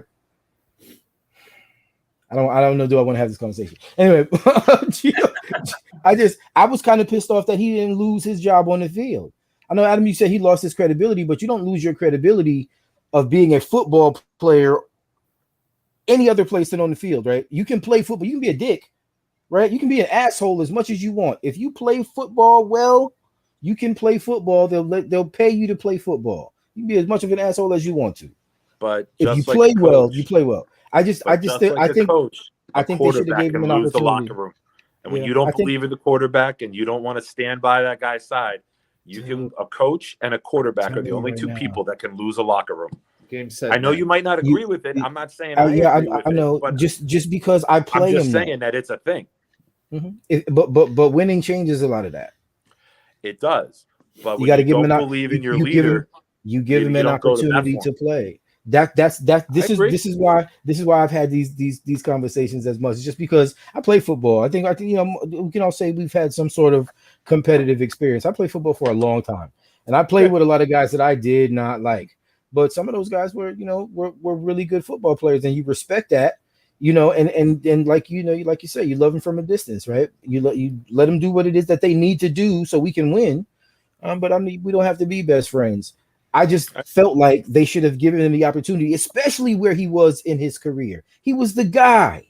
Yeah, he was the guy, right? That's why that's why I have that unnatural fucking distaste for Ryan Fitzpatrick that I do, just because I think he muddied the waters for what it is that we were trying to do. I think that we were really going in a direction when that happened, right? And Ryan Fitzpatrick, he comes in, he plays well, and then he fucking falls off the map. And you let a journeyman guy come in and do that when you have a guy, a young second year, you have a guy. They should have let the guy play. I don't give a shit how nice you think Ryan Fitzpatrick is. They should have let the guy play. Two touchdowns and one interception is what Ryan Fitzpatrick averaged that season. Gino did that coming off the bench in the Raiders game. Mind you, No first team reps, no nothing. He comes off the bench, 2 touchdowns, 1 interception. The defense plays, well. We had opportunities to win that game. We played like shit. We played like shit all the way throughout. The team played horribly. You give that guy an opportunity as a young quarterback to play, and we might not be talking about the quarterback situation the way that we're talking about it right now with this team. That I think changed the trajectory. I almost want to say that the reason why we've been as bad as we have for as long as we have is because there's bad juju here from some of these stupid ass fucking decisions that we have been made, and it's not allowing us to live right now. All right, Well, let's CJ. All right, be careful there. let me ask you something. All right, to be completely honest. Yeah. Will you please stop holding back? Tell us how you really feel. No. Can't do it. I breathe, thought brother, that, breathe. I In thought through the that, nose, out through the mouth. Breathe. Look, Get your heartbeat back. I thought he had an thought that- opportunity to be redeemed, and he's a draft pick. Right? Ryan Fitzpatrick isn't a fucking draft pick. Gino was a draft pick. I wanted him to do right by him. They didn't. He was a draft pick, but back when there was like 12 rounds. So was Christian Hackenberg. He was a draft pick, second round. What are we doing? What are we Lord have doing? mercy. Yeah, really. He's gonna I throw need that Pepto turbo when on I me. hear that name. He was a draft Throw that I shit need in. Pepto when I hear that name, man. Threw a grenade in the middle of the room. Come on. We don't go there. Oh my god. I thought Geno Smith, his last game as a Jet, I think was against Miami. He played really well, and I actually had hope for him going into the next year. I was thinking maybe he's coming around. He wasn't given a long time. He had a lot of late come from behind type wins. Five come from behind victories as a rookie in the season. Right. We haven't had a rookie do that at all since what Mark Sanchez, right? And Sanchez actually had a team. Welcome Sanchez to the Gino actually had a show. team. Oh my gosh. Here you go. Nah, I'm gonna we get need everyone into a to tizzy get the fuck away comment. from Gino. We need to get the fuck away from I'm Gino. gonna send everybody into a tizzy. This comment right now is gonna make everyone go nuts. If we hit on our second rounders, Christian Hackenberg would be throwing passes to Pro Bowl Stephen Hill while all-pro guard Vlad Ducasse is blocking. Right? And Jay Samaro blocking. Yeah. Oh my! Wow. Oh, with Jay Samaro at tight end. Don't Yeah. forget Jace. Guy caught That like was 200 balls in 1 year in college. Couldn't catch a goddamn pass in the NFL. You see what I'm saying? Doesn't translate. Soft as a cushion. Soft we as a need cushion. to trade these 2-1s up into the first round and have 4 first-round picks. Don't take the chance in round 2, Joe. Yeah. You Right. caught lightning in a bottle last year with more. Right. Don't try it again. I think we've broken the Let's- streak. Let's I think go the streak is quality over officially quality broken over now. quantity. Right. We go quality over quantity. Look, that's what I agree with this comment. Like, I'm really happy with that we got to look at all our draft picks last year for the most part. I like that. I like that. Let them play, see what you have. It's not a bad thing to do when you're rebuilding. No.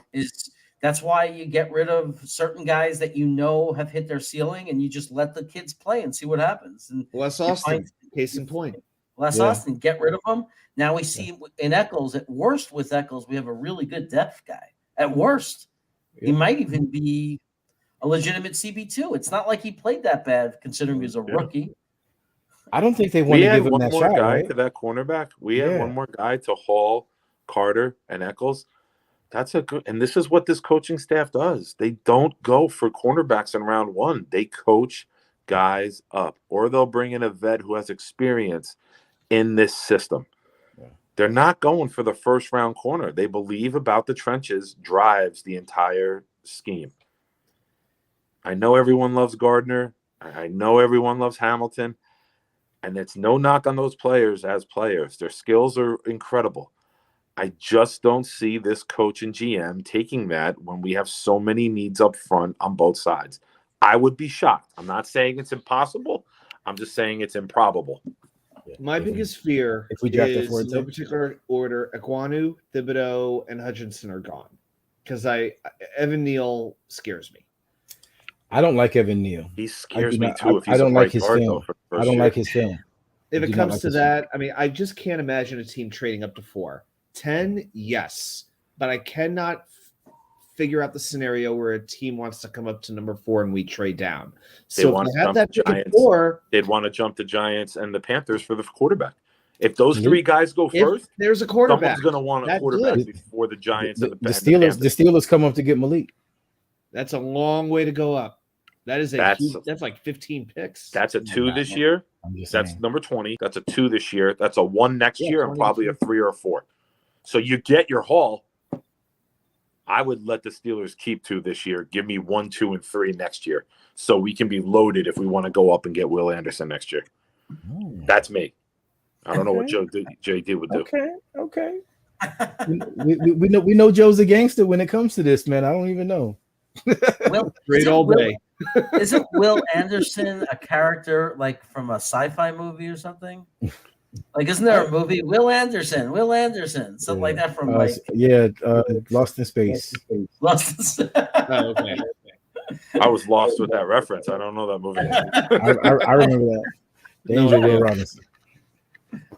Yeah, am I aging myself? Right, I'm dating myself with that one right there. I think I did. It's new on Netflix. It's new on Netflix. I'm not that old. It's new on Netflix. It's in black and white. You got VCR clips of Lost in Space hanging around?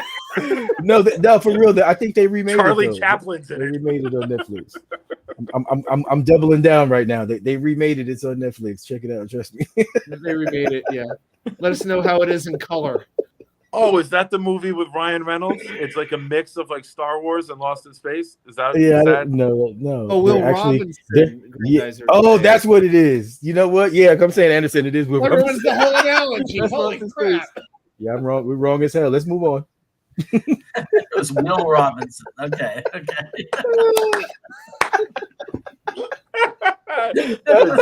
You know what? Yeah. Sometimes being slightly off makes it more Yeah. enjoyable than being It really accurate. That's why we do mock drafts. Right, okay. Oh, so what do you Maybe think? next What do you week we're think? gonna like do Mystery Science Theater 3000 for Lost in Space. Episode. Wow, I love that show. What would you guys do if we took Thibodeau and Jermaine Johnson with the first 2 picks? Wow. There's no shot. That's no shot. We're not getting 2 pass rush. But no, I'm I sorry. would be very surprised I don't see it. if we didn't just sign Functionally, Myers. though. If we didn't have Functionally, Myers and Lawson, I think that would be a possibility. But with having so many needs, I think that's very, very unlikely. Functionally, though. I does it cannot work? visualize us doubling down on the same position with 2 first-round picks, especially if we stay at 4 and 10. We did it Adding at that, safety with adding second that rounders type of years ago. talent. We lost our minds. All right, and think about it. Think about it in terms of this, right? 2 second rounds, 2 thirds, right? One third and 3/4. Excuse me. Right. But that's 6 picks with which to address offense. Oh, we got 7. We got 2 1s, 2 2s, a 3, 2 4s. No, I'm just talking about within those rounds. The first 4 rounds, we have 7. Second, third, and fourth. Oh, second, third, and fourth. Okay. All So offense. 5 picks. All offense. Depends what we do in free agency. If we get a receiver and we get Daniels, If we double down like that, we double down like that on the defensive line first round, and then it's all offense from there, like almost the opposite of what it is that we did last season. We need I want to get a linebacker somewhere. We need speed at linebacker, but the free agency class does not impress me whatsoever. I'd much rather address that with draft. And we need to move in order to draft a linebacker, though, because where it is that we're at right now, the guys that I think that we would want are not going to be there, or it's too high. In round 2? I think it's about Dean and Lloyd. I think Dean and Lloyd are the only 2 that go 1. And because they're not going to be there. That's why I said they're not going to be there. Harris, we Chad should Muma, have our choice of Harris, Brandon Smith, Muma. But do you draft those guys at 35? If you think it's your guy for the scheme, why not? You could. If you get Jones, the D tackle in free agency, and you draft an edge, why not? Okay. But if you get a D tackle, if you get Jones, the D tackle, A second round, why not? I would go D tackle and linebacker in round 2. If we get a guard and a receiver in free agency, give me a linebacker and give me Winfrey. Give me the big guy from Oklahoma. Give me another big guy to pair with Jones on rundowns. Best player available on these guys' boards is going to be, I'm almost scared to see what it looks like. Seriously, because I just think it would completely and totally throw me off from what it is that I believed I understood about football. I have a feeling that they're not playing looking at the same things that we're looking at. They're just looking at different stuff. We're gonna see something different in the draft. They might not. Would you trade number 4 for two of the Eagles' 3 picks? Yeah. Now, Rusty Spooner would love this because if we did this trade, we grabbed the Kobe Dean with one of those two, with that extra pick. That's what I think. Because isn't he mocked to go there at some point? Did somebody mock him to go there? I'm seeing a lot of Dean in Philadelphia. They need a linebacker. Yeah, they do bad. Look, that little kid during the combine, right? For the love of God, Howie. For argument's sake, we end up with 10, 15, and 19. Oof. You take Walker or Johnson, the edge at 10. Oof. You take Dean or Lloyd at 15. And then you take Burks or Jamison Williams at 19. And you get 3 freaking stuff. Or you can add Jordan Davis. And if you can really change the organization with 5 of the top 38 picks. You make that trade in a heartbeat, unless you're absolutely in love with somebody at the top. Yeah, and if you care about the trade value chart, the 4th pick is 1,800 points. And then Philadelphia has 15, 16, and 19. Those picks are worth 1,050, 1,000, and 875. The answer is absolutely. If you want to go by that, yes, but I would still, for a team that needs the depth that they need and has the holes that they have, if the certain guys that you are in love with are gone, then absolutely you would make a trade like that. But if you're Philly, why? Why? That's the question. To me is why. Yeah. I don't know who they would want. I mean, they not even have those picks. Wide receiver. They're almost like us. They need a lot, right? It doesn't make sense to have those. They need an offensive line. Deshaun Watson has to do his testimony or deposition Friday, so you might have answers by the draft. And if Watson is cleared, there's rumors that Philly and Carolina are the 2 teams that would trade for Watson. So Philly might have Deshaun Watson by the draft. Those might be Houston's picks. That just sounds so ridiculous. But I get it. I can't believe we're still talking about Deshaun Watson right now. Can you imagine Carolina going in next season with Sam Darnold as their starting quarterback? I'll take that as yes. Let's do it. We swore up and down that if Darnold, everybody was saying it. Well, if he fails his first year in Carolina, he's a backup quarterback the rest of his career. But what we forgot about is they picked up his option and they're paying him a lot of money. And if they can't find anyone, are they actually start this? He's it. They picked up the look, you know what? They I want to tell a story, right? And just real quick. I'm 1,000 years old. I've been to 20 Jets games in my life, right? I was 19-0. I'd seen 19 Jets victories. Never seen the Jets lose live. Never seen the Jets lose live ever. And this is talking about back in the 90s and all that when I was living in New York. It was a long time ago you were going. So you're claiming I just have to say this because currently I was in Atlanta when Gino beat the Falcons. I was in Miami for the perfect game. Touchdown Jeff Cumberland game. Exactly, right? Jeff Cumberland game. I'm telling you right now, I screamed my voice out and almost got into 10 fights on the train on the way home. I was talking shit. So Spotty, you basically claimed that you have literally went and seen just about every Jets victory in the past 10 years. 20 years. How is this possible? Wait, I'm telling you, it was breaking news here on the show. Spotty saw more wins than Leon Hess did as owner. I have to check to see if it's possible that somebody could have witnessed the Jets winning 19 games in their lifetime. All right, What's the timeline? When did you start going, and when did you see the first loss? How many? You know what? I'm gonna keep it real. My family member actually was working for the organization, so I had an opportunity to be around them very early. But I mean, the first game that I really remember, I think I was like 10 years old. I mean, seeing them on TV was one thing. I actually went to a game 10 years old, and we won. I'm drawing a blank right now, probably just because we're talking about it. But then once we moved to California at that time, so I really didn't have an opportunity. I mean, when I came home, I just started going. I just started going all the time. So, went to a preseason game, a couple of preseason games. Some really nice. I was in MetLife when Fitzpatrick threw that touchdown to Decker in the end zone. Me and my brother were sitting right there in front of it. So I mean, I've had really good luck with the Jets, especially recently when we've been bad, right? And I've still had pretty decent luck. But make a long story short, the one loss was a stinking fucking opener this season in Charlotte because I thought Zach was gonna fucking beat Sam Darnold, and I went to the game, took my lady to the game in the whole nine, and these motherfuckers lost and ruined my streak. And it's Sam Darnold, right? I'm so pissed. I'm steaming all the way home talking shit like fuck Sam Darnold, we need to trade him. You know what I'm saying? He's out of here. Nobody cares.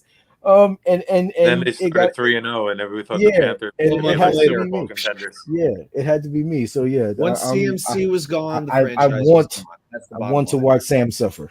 I'm going to savor Sam suffering. Sick motherfucker! Damn, I want to watch. You're cold, brother. You're cold. Look, he fucked up my record, man. That shit meant a lot to me. The son of Mr. Darnold will kneel. I hit on Robbie actually. That was good. All right, and I wanted to keep Robbie too. Question: if you had to set your sister up, assuming you have one, with a Jet quarterback, a Jet quarterback, past or present, who would you pick and why? Well, I wouldn't pick Joe Namath, and I wouldn't pick Michael Vick. Why? He's close to dying, and then your sister wouldn't have to suffer, and then she gets the inheritance. Well, I don't want my sister to be cheated on. All honesty, Chad Pennington. Chad Pennington is always my guy. You know Chad would treat your sister the right way. Yeah, right? He'd buy her flowers and candies and shit. Chad. There we go. I ride with Chad. Okay, let's go. Like or like would Vinny be like a close second? Somebody on Twitter today, I asked this guy asked this all the time. One of the people that I follow, who's your favorite number player of all time? And today it was who's your favorite number 10 of all time. So this afternoon I posted Chad Pennington when he dorkily came out and did the big hype up clap gif. Oh, it was Chad's my dude, man. Yeah, mine all the way. I always said for years that I hope my son grows up to have the character of Chad Pennington. I just hope he has my arm. People say they want him to coach. I'm like, forget that. He's better. I want him to run for Congress or something like that. We need more people like him making big decisions. I don't know. I gotta tell you, smart man. And would Chad be able to teach or anybody? I was gonna say, no disrespect to Santonio Holmes, but when he got number 10, I started seeing people wear the number 10 jerseys, and it was somebody other than Chad. It broke a little part of my heart. I gotta say, he's always going to be my guy. It is very hard for me to imagine loving a Jet the way that I do Chad Pennington. I'm not ashamed to say it. He was good. We had a chance every season he played. The majority of the season, we had a shot at the playoffs. It's just a shame he got hurt. Yeah. If I had to mention another one, always said he had a noodle arm, and my argument was he was an accurate passer. He wasn't a gunslinger. And you look at the playoff game against San Diego in 2004. I was there, baby. He threw it 65 yards in the air, the touchdown to Santana. I was right further there. Do you need to throw a goddamn ball? You're not blocking these guys. I was right there in the 15th row on that side of the field. Yeah. Really? So I watched that ball go. He threw it from his own 40, and it landed 3-4 yards into the end zone. Moss caught it. With a torn freaking rotator cuff, guys. Was that rotator cuff or labrum? Because he had both, didn't he? At some point. I think the years are blurring together with all the shoulder injuries he had. Shoulder. Let's go there. I almost got my butt kicked that game. I was at the game, and I had my brother and they were rooting for San Diego and his other friend. And I mean, if I had Nick with me and Green Bean with me, and and JC Cole with me, I'm sure I would have been fine. We'd still be sitting in a San Diego jail to this day, bro. San Diego would still have a team. I would have mouthed off to the guy because I was like not looking for trouble, and the guy's getting in my face for no reason because I was being totally respectful. And now I'm thinking about it, man. If I had you there, Nick, I would have looked at the guy and said, "What? What?" Oh, you wouldn't have. Back then, I was 26 and I was a lunatic. I was a 30-pack deep before I walked into the stadium in those days. You would have picked this guy up and turned him. Oh, I would have thrown him off the upper deck. We weren't on the upper deck, man. We were field level. I would have dragged him up there then to make the story more accurate. Better. I would have been like King Kong climbing up the side of the building with this guy. Just fling him. I got to bring him back. Yeah. Thank you. If I had to give one other quarterback, though, I might go Boomer Esiason because I know he's got cash. Wow. Thank you. I might go Boomer if I had to go other than Boomer's a dick, though. Do you know what, though? I was a year before he became a Jet, when he was still a Bengal. I was on a club on the Upper East Side, or a bar. Me and my friends, one of my best friend, my older brother, one of my best friend's older brother, who's my brother's best friend. They're like my second family. They were the ones that why I love food, because they brought me into the, they were in the restaurant business. Across the street from his restaurant, we used to all meet up. All the guys from Brooklyn would go to the restaurant, and we'd go to this bar/club, and we're hanging out in the club one night, and there is Boomer Esiason, right? He's sitting in the corner of the bar, and you see him showing his ID to this beautiful blonde girl. Like, he's showing her his ID to prove, and you see her reacting like, holy shit, it is Boomer Esiason. And the next thing you know, they're making out. My friend David goes, isn't he married? Oh yeah, he's married. Oh, excuse me. All right, all seriousness. Next on that idea. Forget I ever said that. All seriousness with this conversation, the quarterback I would pick to date or marry my sister would be Geno Smith, because I know he could take a punch. Not well, but yeah. Not well. He might have some money issues. He may not tie it all together. He may break a few promises, Nick. You know what I'm talking about? I want to be married to Tim Tebow. It was $600 a plate at the wedding. See, yeah, I thought about Tebow, but it's like he wasn't really technically a quarterback for us. He was more like a no. He didn't ask. No, they ran him down our throat as a quarterback. I didn't like Tim Tebow. I thought that was a bad move. It was a bad move. Really not as bad. Hey, I want to say thank you to Payo Time. He's congratulating me on breaking 300 subs. Hey, man, you're a big part of that, so I appreciate it. People don't know like what goes on behind the scenes, but Payo Time was really big for me. Like tons of advice, really stepped up, awesome. Pushed people to the channel, talked, just he was a good supportive guy, kept me through the tough times in the beginning, because it's tough in the beginning. You guys know. When you're first getting it and you're at 10, 12 subs and you're doing a show and you don't know if anybody's going to be there. So I thank you for it, my friend. That's why you always have a spot here whenever you want it. And by the way, I am doing a mock draft with him on his site. So I'm going to be on Payo Time tomorrow. I'm not sure the exact time yet, but we're going to be live on Payo's channel. So I'll be repping the Jets in front of a lot of Rams fans. Okay. What time is that happening? Probably about I don't know what time, buddy. Probably about 9 p.m. or something. Wait a minute. Can we get a translation to East Coast time, please? Is it your 9 p.m.? Is it our 9 p.m.? Probably around 10 Eastern, but I could be wrong. It's really up to him. We haven't gotten that detail, but I'll go on live to announce it. It'll be a little video from me saying this is the time, but it's probably about 10 p.m. But maybe Payo, if he's still here, will put the time in. It's up to him. Did you see my comment yesterday when before you started the shirt raffle? I was like, true to Jets fans' luck, knowing how our sports experiences go, Yep. I'm willing to bet that Teo, the Rams fan, wins the Jets T-shirt. Like that's the life of a Jet fan in one sentence. We have one Ram fan out of 300, and then he would be the guy to win one. Or he was my dark horse. Or Grandizer, the Miami fan. So. Okay. But you know, Excuse me. you could go on to Boycott the Beat. Boycott the Beat is a shirt that anybody could wear, a fan of any team. We also had a Denver Bronco fan that I picked up at a watch party when we were doing a Bronco game. He was there too last night. Huh? Explain picked up. Like Boomer Esiason picked somebody up? What are you doing here on the side? No, we picked him up as a subscriber. He was watching me and my brother. Oh, I thought you meant like you picked him up. Hey. What's Gitmo saying? He's going to have much work to do in a mock. Yeah, Jimmy, that's why they're having you on, because otherwise they would just go straight to the 5th round. I've had sneezes that'll last longer than the Rams mock. Actually, Jeremy, breaking news. We have the start time of the Rams mock. It's in 2025 when they actually have a first round. So, hey, Theo, you won the ring. It's a compliment. We're not picking on you. It's just you guys have a different process than we do.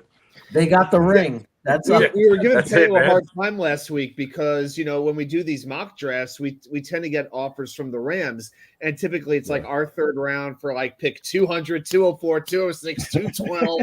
It's like 4 picks in the 200s. We're like, get out of here. Like the GM says, F these picks. Seriously, don't pick rocks barefoot. Payo time is in Toronto, which is Eastern time. Yeah, that is Eastern time. Yeah. So someone was just mentioning in the chat. So I'm just clarifying. He's definitely on Eastern time. We talk on Eastern time.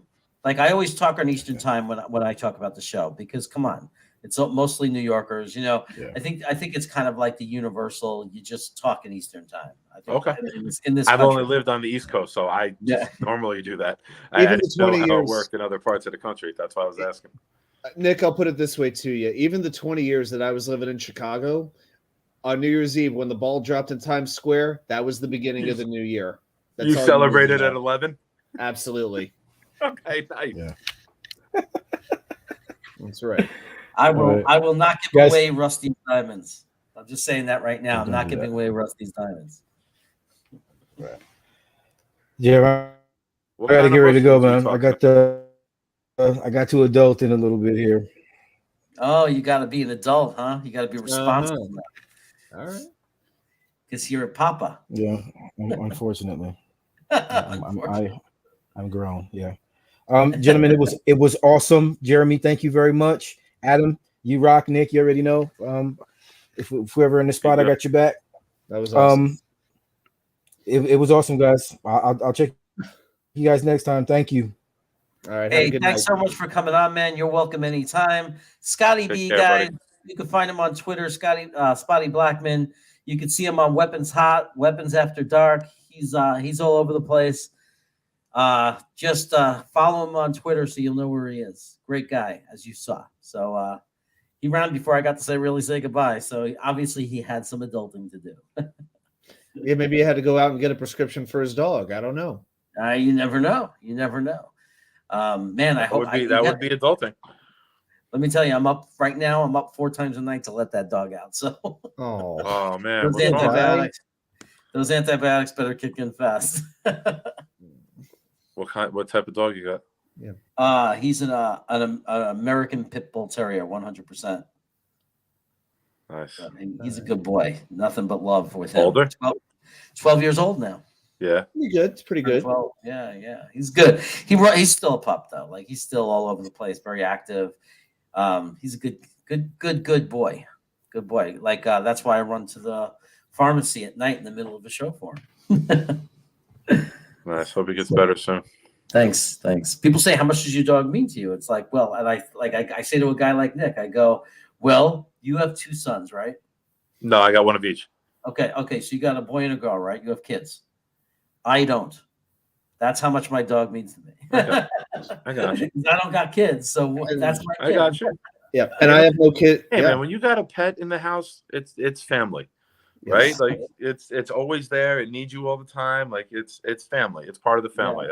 Yeah, That's I've, how it should be. You shouldn't be a dog owner or a pet owner if it's not to that level of love, right? Yeah, Yeah, I've no, had absolutely. 2 Cocker Spaniels in my life, and I have my own place now, and I would love to get one. But my thing is, I just cannot bear to leave a dog alone in the house while I'm at work for 9 hours a day. I Yeah. can't bear to do that. If I was working from home full time or several days a week, yeah, I could do that. But I just don't want to put an animal in a cage anymore. I want to give the dog the freedom that it would want. So. Yeah, I love dogs, though. I mean, I'm a dog guy all the way. Yeah. I I don't get was my cats whole around life, me, please. and I had a No pug when cats. I was married, and the pug had seizures, and it was so bad. Ugh. Like he would be in the cage, he would come in, and he would soil himself sometimes when having the seizures. So you'd come in from work, and it'd be like, gotta wash everything, gotta bathe the dog. It was bad. It was rough. It was rough for a while. Middle of the night, he'd wake up like in the bed, like shaking, and it was just horrible, Yeah. horrible stuff. The worst. The worst. So, but I'm on my own now. I'm single, on my own now. What's up, ladies? Any ladies in the chat? I'm single, and I've already claimed them. No, I'm just kidding. okay. We just have to ship J. Cole's mom back and forth because he You keeps have a offering her grandmother, out. That's remember? why I You have said a it, grandmother because he 'cause keeps you're older. offering. I didn't He keeps forget. offering. That's not the dig. That was just. Let's not go there. Comments. Oh, if the spaghetti kid will comment and let us know what he thinks. I can't imagine what maybe Spaghetti Kid's mom has a. J. Cole is back. Exactly. He came back.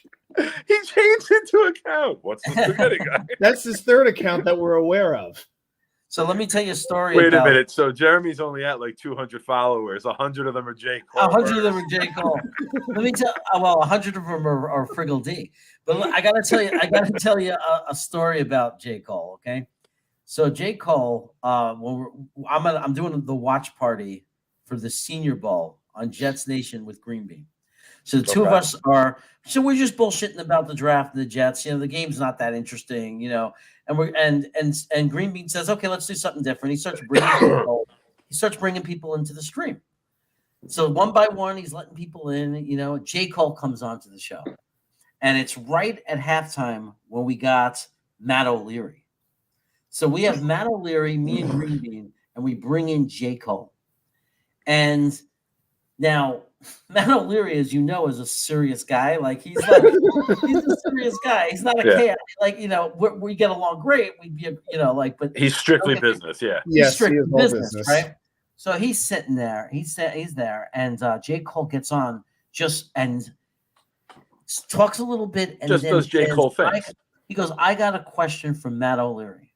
Oh no! Boy. And Green Bean goes, "Okay," and he goes, "Hey, Matt O'Leary, will you spank my mother's ass?" Oh my God! And O'Leary just was like, just locked up, and Green Bean goes out of here. It's just out of the chat. And sends him out. He goes, "You can't do that." And then, of course, in J. Cole fashion, just like you see a million times every day he's in the chat, "I'm so sorry. I'm sorry." How many times have we had him apologize? The whole chat is turned on me. I blow it. I'm sorry. See, Matt needs my chops because I would have just said again. And then did he say, "Matt, can I please make you chicken cutlets?" Oh, exactly. He says, like he was asking me before. He was like, "All right, J. Cole, maybe I don't want to handle her." Okay, so hold on. He was asking me before. He goes, every time I have a guest, he's like, "Jeremy, ask him if I can make him chicken cutlets." Every time. This time it was calzones, and ask Spotty if he likes pies. This is what J. Cole he wants us talking about him. Guys, we're falling into this. Don't we realize this? Let me tell you something. J. Cole is like a reality TV show. He's our mascot. You can't not watch. It's like two dogs screwing on the side of the road. You can't look away no matter how hard you try. Right, and he might go viral because of it. He might go viral. Well, remember, Jeremy, he is your sure. son, so I understand that you have to be supportive of him. I get it. Interesting character for sure. Well, he's a Jet fan. If you go out to Long Island to Patchogue to the bars there, and you look at the local guys from Patchogue, the young 20-year-olds or whatever, it's a lot of J. Cole's. I mean, he's a Long Island guy. It's like when I went to Stony Brook, that's when I'd go out. That was what it was, even 20 years ago. That's what it was. So I hear you. But it's fun. They're a fun group of guys, except if you get them mad. They'll drop down and fight out in Patchogue, Long Island. I promise you. Nice. It's a blue collar area. You know what I mean? Mm. They were raised by fishermen and guys who work. It's a blue collar town. Well, that's the type of character you need to be a Jets fan, right? So I guess it all makes sense. You got to be willing to be crazy and be willing to fight at the drop of a hat, right? Yeah. So anyway, no, there ain't no hate, J. Cole. There ain't no hate. So there ain't no hate. There ain't no hate. We disbelief, yes, but hate, absolutely not. This guy. AC should know North Carolina, Raleigh, Durham. I'm hoping, me and my wife are hoping to come for a good 10 to 14 days in June. Wow. That long? We're going to try to make it a longer trip. We're trying to get a lot of quality time with my parents. They're getting older. So we're trying to make up for the pandemic. And we're trying to take advantage of whenever we can, spend a lot of time with them. So, and Adam will go definitely get some pizza. Like we're going to do that. And hopefully go get pizza if you're down in North Carolina. Well, North Carolina has there's places. There's places. My mom lives there. So, and I used to live there back in 2002. There are some great places. There's a lot of New Yorkers that have relocated there. Yeah. Okay. And Grande, I visited my buddy in Myrtle Beach this summer, and he's from New Jersey. He's been down there for like 19 years. Nice. And he's like, pizza, Chinese food, and bagels suck. He's like, they're nothing. And forget finding pastrami. You got to go to like Jason's Deli for some pastrami, probably in Myrtle Beach. You got to order on Amazon now, right? Yeah. Well, they're going to get their pastrami and grits with pimento cheese on top. That's what you're going to get. You just go to katz's.com. But I was there last week.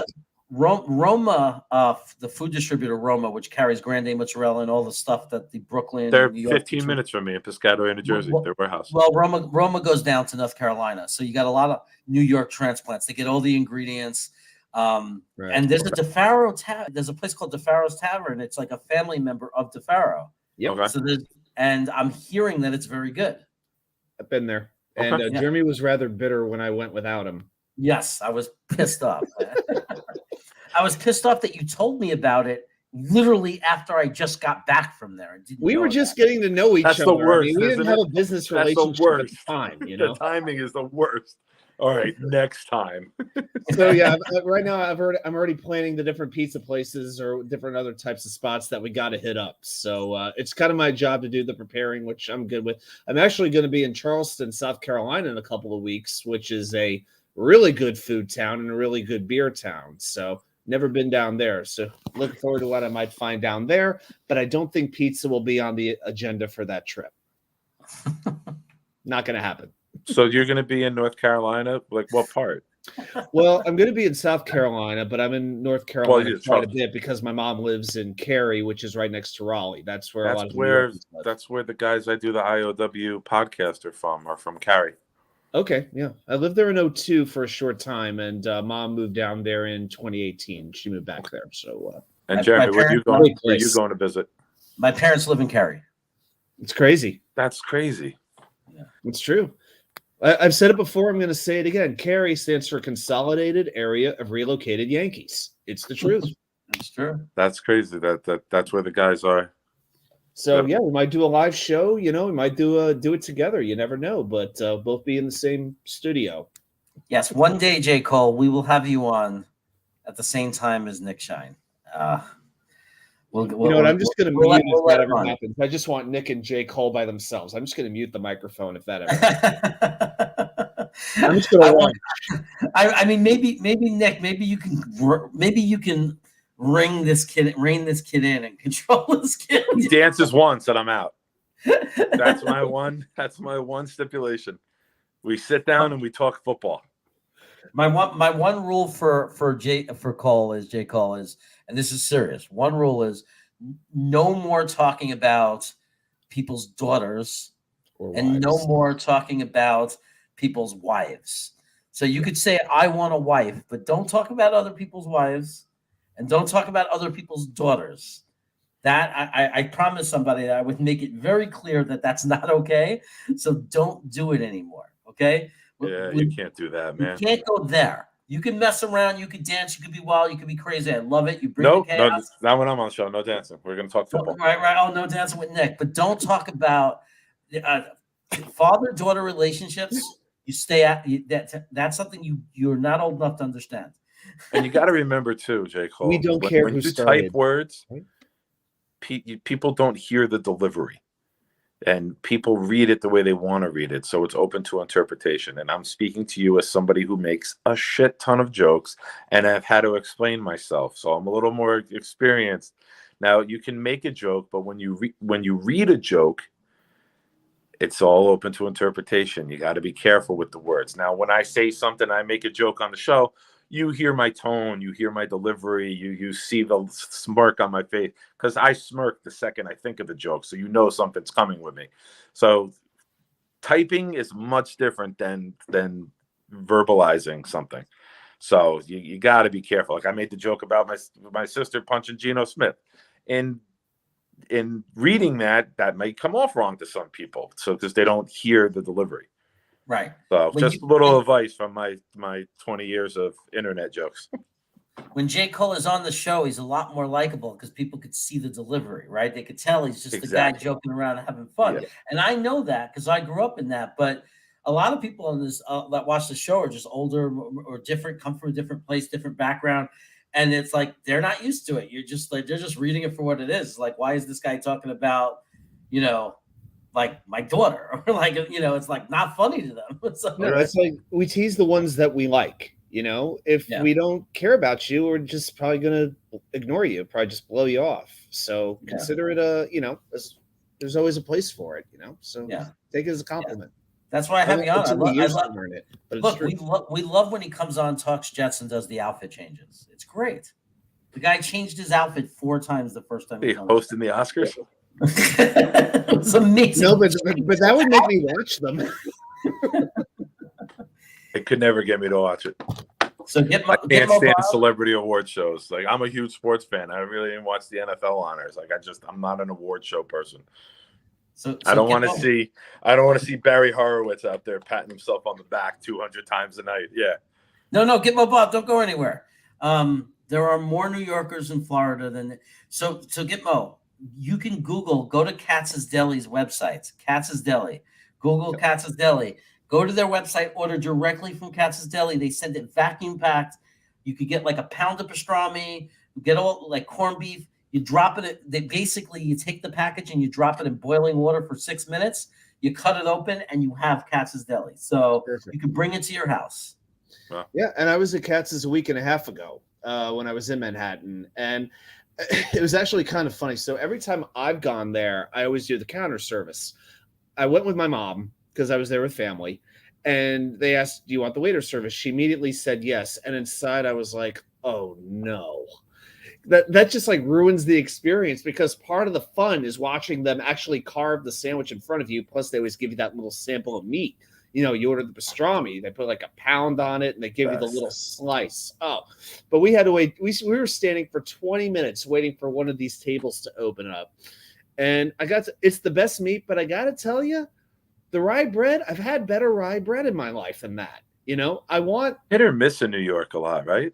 There's something about rye bread. Big rye guy. Because I want crunch on it. And I don't mean toasted. I mean that double bake where it's still soft on the inside, but you get the good crunch on the outside. Like I've had that at certain delis like Brent's in LA. They have the best rye bread. But for meat, you can't touch Katz's. You can't. I'm going to ask you a question, and I'm going to judge you upon your answer. Seed or seedless for rye bread? Oh, seed. Give me the caraway seed. Thank you. And they don't have. And what's the point of getting rye if you get no seeds? What's the point of rye if you're getting no seeds? I want to be like freaking dental floss after I'm done to get the seeds out of my teeth. You know what I'm talking about? Yes, I want to chip a tooth. I don't care. I'll tell Hey, you what I Gitmo. do. Gitmo, I don't know if I'm going to be on the show before your birthday. Happy birthday to you, brother. God bless. Hey, I'm glad that you're treating yourself to it, Gitmo. That's awesome, awesome, awesome. And I will see you. Let me know when it's your birthday, so we can chat it out on the show. So, like, I'll see you again. So I want the details of that because we'll have a little bit of birthday party for you. But seriously, guys, my wife is starting to text. I haven't even eaten dinner yet. Thanks for coming on. To everybody in the chat, man, tonight was an amazing night. We hit 31 people in the chat at one point, which is pretty awesome. Nice. I appreciate everybody that was here tonight. It was a great show. Nick, you always make the show better. The show's been better since Adam has been on. You guys do a great job without me too, man. Thank you for having me. Thanks.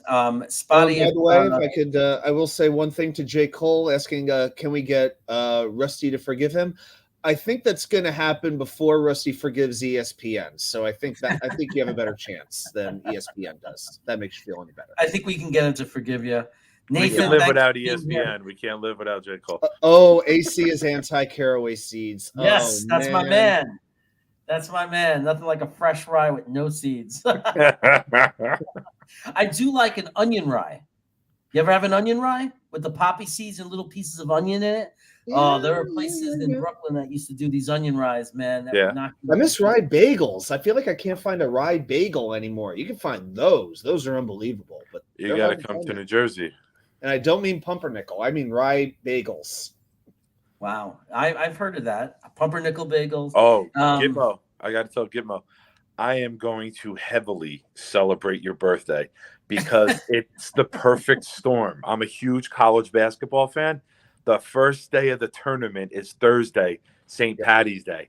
I might not make dinner at 5 o'clock. Like 10 a.m., we're cracking beers and we're going out to watch the game. So we got to go out before everybody gets out of work. And now COVID's over because war started. That's all we needed to end COVID, right?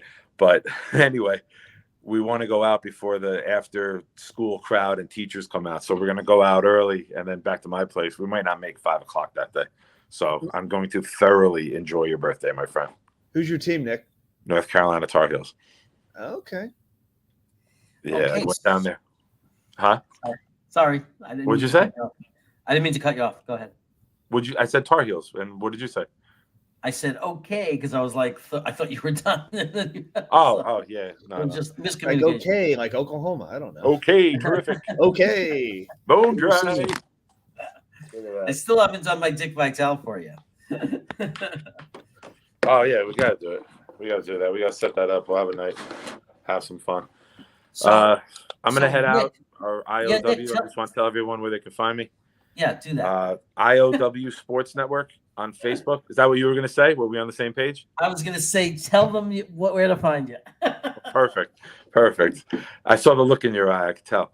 Facebook, IOW Sports Network. We discuss all things sports. We get serious, talk about, topics going on, racial profiling, and then minority hire coaching. Brittany Griner was a topic the other day with what's going on in Russia.